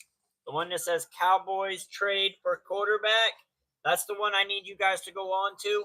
Make sure you guys, yes, I definitely remember you. We haven't got to see you though because you haven't been on the stream because of I didn't do a transitional period. So I'm trying to transition everybody over now so that way you guys do get to see me when I go live because we've been going live more now than we used to. So just make sure you have your notification bells turned on and you'll get to see my lives again. But yes, of course I remember you. Body blow for Cowboys fans. In my opinion, I think this is going to Hello. But we're going to take into account what Dan Orlovsky just said, and this is one of those teams that could possibly be looking at the quarterback position. However, Carroll is there. We're going to try to be realistic here. I'm not going to load the deck in our favor. We're going to try to be realistic. We're going to give the Las Vegas Raiders Ashton Genty right here. Because we know that's who the Raiders are going to take. Yes, sir, Drizzy. There we go, brother. There we go. We got you here. This is where we need to be. Make sure you hit that notification bell so that you know that when we go live, because we are literally live almost every day. Wednesday is the only day I really take to me and my family. So Wednesdays, I'm not live. I may still post a short or a video on Wednesdays, but I'm live almost every other day. So make sure you guys have those notification bells turned on for me. I think Pete Carroll will not be able to skip out on this guy. Then we have the New York Jets. I think the Jets want to help out Justin Fields. I think that they are going to try to build the other side of the trenches here. They're going to try to get that offensive line a lot better than it was because remember, the offensive line was a huge part of the problem with the Jets' offense the last few years. I think this is where we see an Armand Nimbo get taken off the board. So Armand Nimbo to the Jets. So we got Mason Graham so far fallen to 8. Do we think that Mason Graham will make it past? Do we think Mason Graham will make it past the Panthers? I mean, he obviously gets the pick for him, so it's a little bit of a bias. It's not automated based on teams. It's all based off AOC. So do you think that he's going to send Mason Graham to the Panthers? Let's find out. Now, the Panthers. The Panthers are another team that could possibly end up taking the Teteroy McMillan, but the Panthers' defensive line is terrible.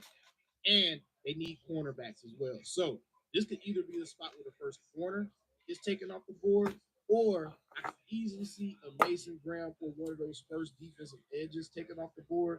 So you're looking at a Shamar Stewart, a Mike Green, a Michael Williams. One of those. What up, Craig? What it do? What it do? Happy birthday, my boy. Happy birthday. Shout outs to you on your birthday, brother. Hey, Craig, if you go on my channel, click the video on my channel that says Cowboys traded for a quarterback. You'll actually get to see the visuals to the audio that we have. That's where most people are. So the audio you are hearing, you will get to see the visuals to that audio if you go over to my channel and click the live stream that says Cowboys traded for a QB. That's where we are. And then make sure we got the notification bells turned on so you know when I'm live on that channel. Because I'm always live. As a James Pierce Jr., I could easily see any of these edges going to the Carolina Panthers. They desperately need a defensive line. I'm going to give them the best available D lineman, and I think that's going to be Mason Graham. He's still there. There it is. The Panthers take so Mason Graham goes to the Next Panthers. Up, we have the New Orleans Saints. This is where, if Jackson Dart gets drafted in the first round, this is how it saves the Dallas Cowboys, because instead of the Saints being one of the premium teams to look at a Teteroy. So will Kellen Moore and the New Orleans Saints help out the Cowboys by drafting a quarterback, i.a. Jackson Dart, in the first round? Will that be our saving grace that helps players fall to us that we need? I don't know. Let's find out what he thinks. I absolutely see them going Teteroy McMillan here. You see their team needs include offensive guard, wide receiver, cornerback, edge, and running back. I think that they go quarterback here. Kellen Moore is there. Kellen Moore is going to want the quarterback for his team. I don't think that he's happy with Spencer Rattler. I don't think he's going to want to continue to move on with Derek Carr. I could 100% see Kellen Moore trying to get his quarterback in the future, going Jackson Dart here. Is Derek Carr even with the Saints anymore? Like Derek Carr, I thought he was gone. I thought he was a free agent. So let's give Jackson Dart to the New Orleans Saints, and that will be the spot that Dan Orlovsky is talking about that he sneaks into that top 10. So there's now you just have the Chicago Jackson Bears, Dart going San to the Francisco Saints. 49ers. The Bears don't have a needed receiver, so you're still safe right here. I think the Bears are going to go offensive lineman. This is where you see a Kelvin Banks Jr. or a Josh Simmons type taken. Kelvin Banks is nice. Kelvin Banks is nice. Best offensive lineman on the board. And then the San Francisco 49ers, same thing. They need an offensive guard and they need a defensive line. All right. They don't have either of those positions right now. So we're going to go ahead and give them, we're looking at either Tyler Booker, Donovan Jackson here. And I've been talking to some San Francisco people. So kind of have a general idea of what they may be looking at here. I could easily see them going corner here because they lost Charvarius Ward. I can see them going a linebacker right here. So if you look at the linebackers, looking at a Jalen Walker. You think that they're gonna go linebacker, huh? Walker. I can Fred Warner getting a see them teammate. doing that. They just lost Dre Greenlaw. Based off of need and giving them the best guy available, I'm going to give the 49ers Jalen Walker out of Georgia right now. The next team is the Dallas Cowboys, and this is the last pick that we really care about, the only one we're going to do, right? So we have the Dallas Cowboys available, and what we have to our disposal is a bevy of picks. And this is why I say the NFL draft is going to line up perfectly for the Dallas. Yeah, like if you look here, hold on. All right, so if you look here, they got Will Johnson, Tara McMillan, Tyler Warren, the tight end, the star cornerback. We still got Shamar Stewart for edge rusher, Malachi Starks for safety, Matthew Golden, and so on and so forth. I really feel like Tara McMillan would be the pick there. I really feel like that at that point. But Will Johnson makes it interesting because we are in dire need of a cornerback too. Cornerback and wide receiver are literally our biggest holes right now. So it's hard to say who we would pick, but that's it's tempting. Let's see who AOC thinks we'll pick.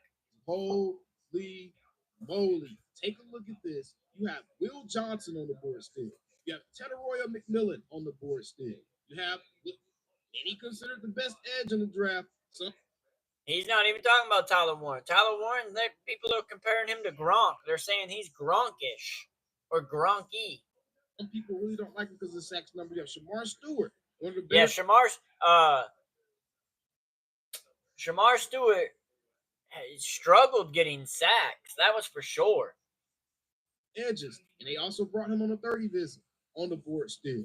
Obviously, Matthew Golden is still there. Malachi Starks is still there. So I think Matthew Golden's still there because he's not a top receiver in this draft pick. I think the combine boosted his draft stock because of how fast he ran. Speed kills. All of these guys on the board, Tyler Warren, the tight end out of Penn State, but all of these guys on the board, who do you realistically think, this is your time now before I make my pick, who do you think the Dallas Cowboys realistically are going to go for? The Cowboys team needs are listed as running back, edge, offensive guard, cornerback, and wide receiver. And with that being the case, I think that you cannot skip on a Teteroya McMillan here. I think this is another Michael Parsons situation. I think this is another CeeDee Lamb situation. And I think that even though I have my doubts about the now, I agree. Tara McMillan is a star here. But now, if he were to scroll down a little bit, the wide receiver that I honestly feel like is more well-rounded, even more so than Tara McMillan, would be Luther Burden. I think Luther Burden, man, I don't know why he ain't up there, but I feel like he really should be up there on this list. What up, Jack? Hey, Jack the Ripper, if you go on my channel and click the live stream that says Cowboys draft or trade for a quarterback. That way you're over in the channel with everybody else. I hear you tighten up. I'm tightening up. I'm trying to get the transfer happening so that everybody gets to see the live streams that are really happening. Because what you're hearing over there, you'll get to see it. You'll get to see it over there. Over here, you only get to hear it. So make sure you go on my channel and click the live stream that says Cowboys traded for a quarterback. If you go over there and you click that live stream, that's where you're going to get the better content. That's where I'm going to be able to show you guys the videos that we're listening to over here.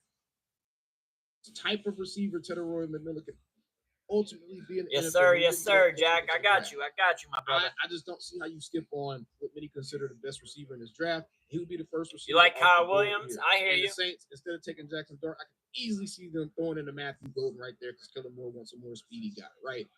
So this is where you take T-Mac. This is where the Cowboys get Teddy Roy McMillan.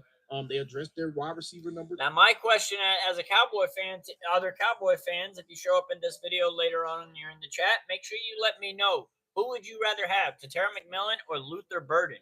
I personally feel like Tatera McMillan is a great receiver, but I think that Luther Burden is more well-rounded. And if you go back to my earlier videos by the end of the season, Tatera McMillan wasn't even really on my radar then. I was calling for Luther Burden.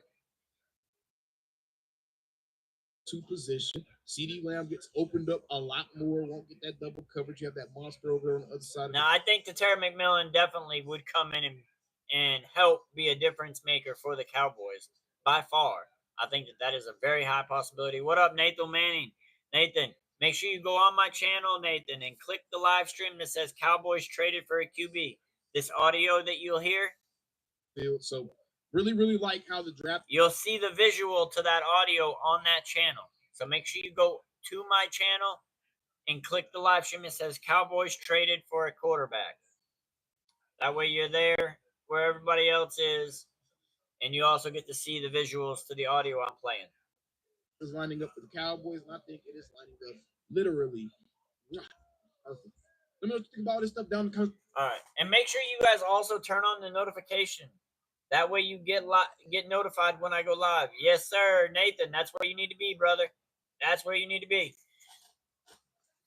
See, I wish that I had done this transition period when I first started using this new platform, because I lost out on a lot of my community getting to view my live streams because I didn't help transfer them over to it. So that's kind of what I'm doing now. That's why we're live on 2 streams, because I'm trying to get everybody transferred over to the proper setup so that everybody has the notifications turned on and that they can all join these live streams and still see.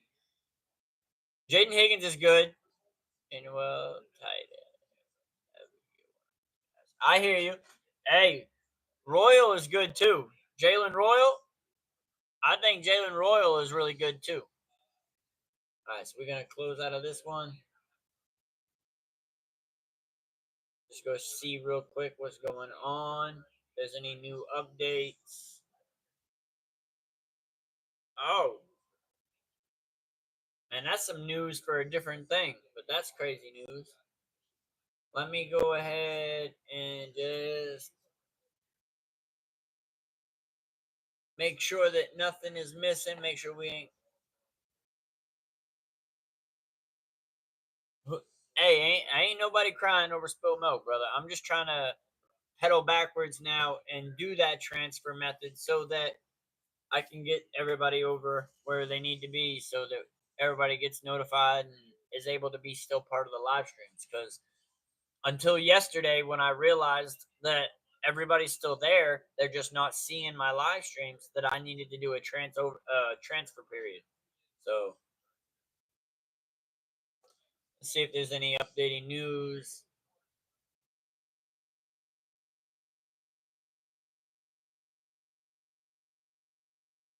We ain't gonna watch that.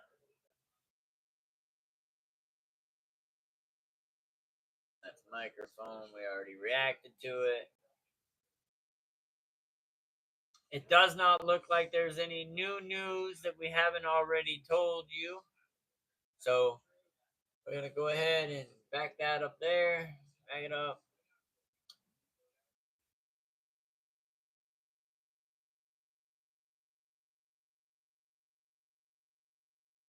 All right. So that is that. Right. See, this is this channel. This is the live stream I'm trying to get everybody transferred over from. So once everybody gets transferred over to here, it'll be No, you good, brother. Hey, you good. You good, my boy. Ain't no hard feelings. No hard feelings over here. Good night, brother. Love you. AC, I called you brother. There you go. Good night, Addie. Love you. You guys need to take your bedtime stuff though. Addie, come down here.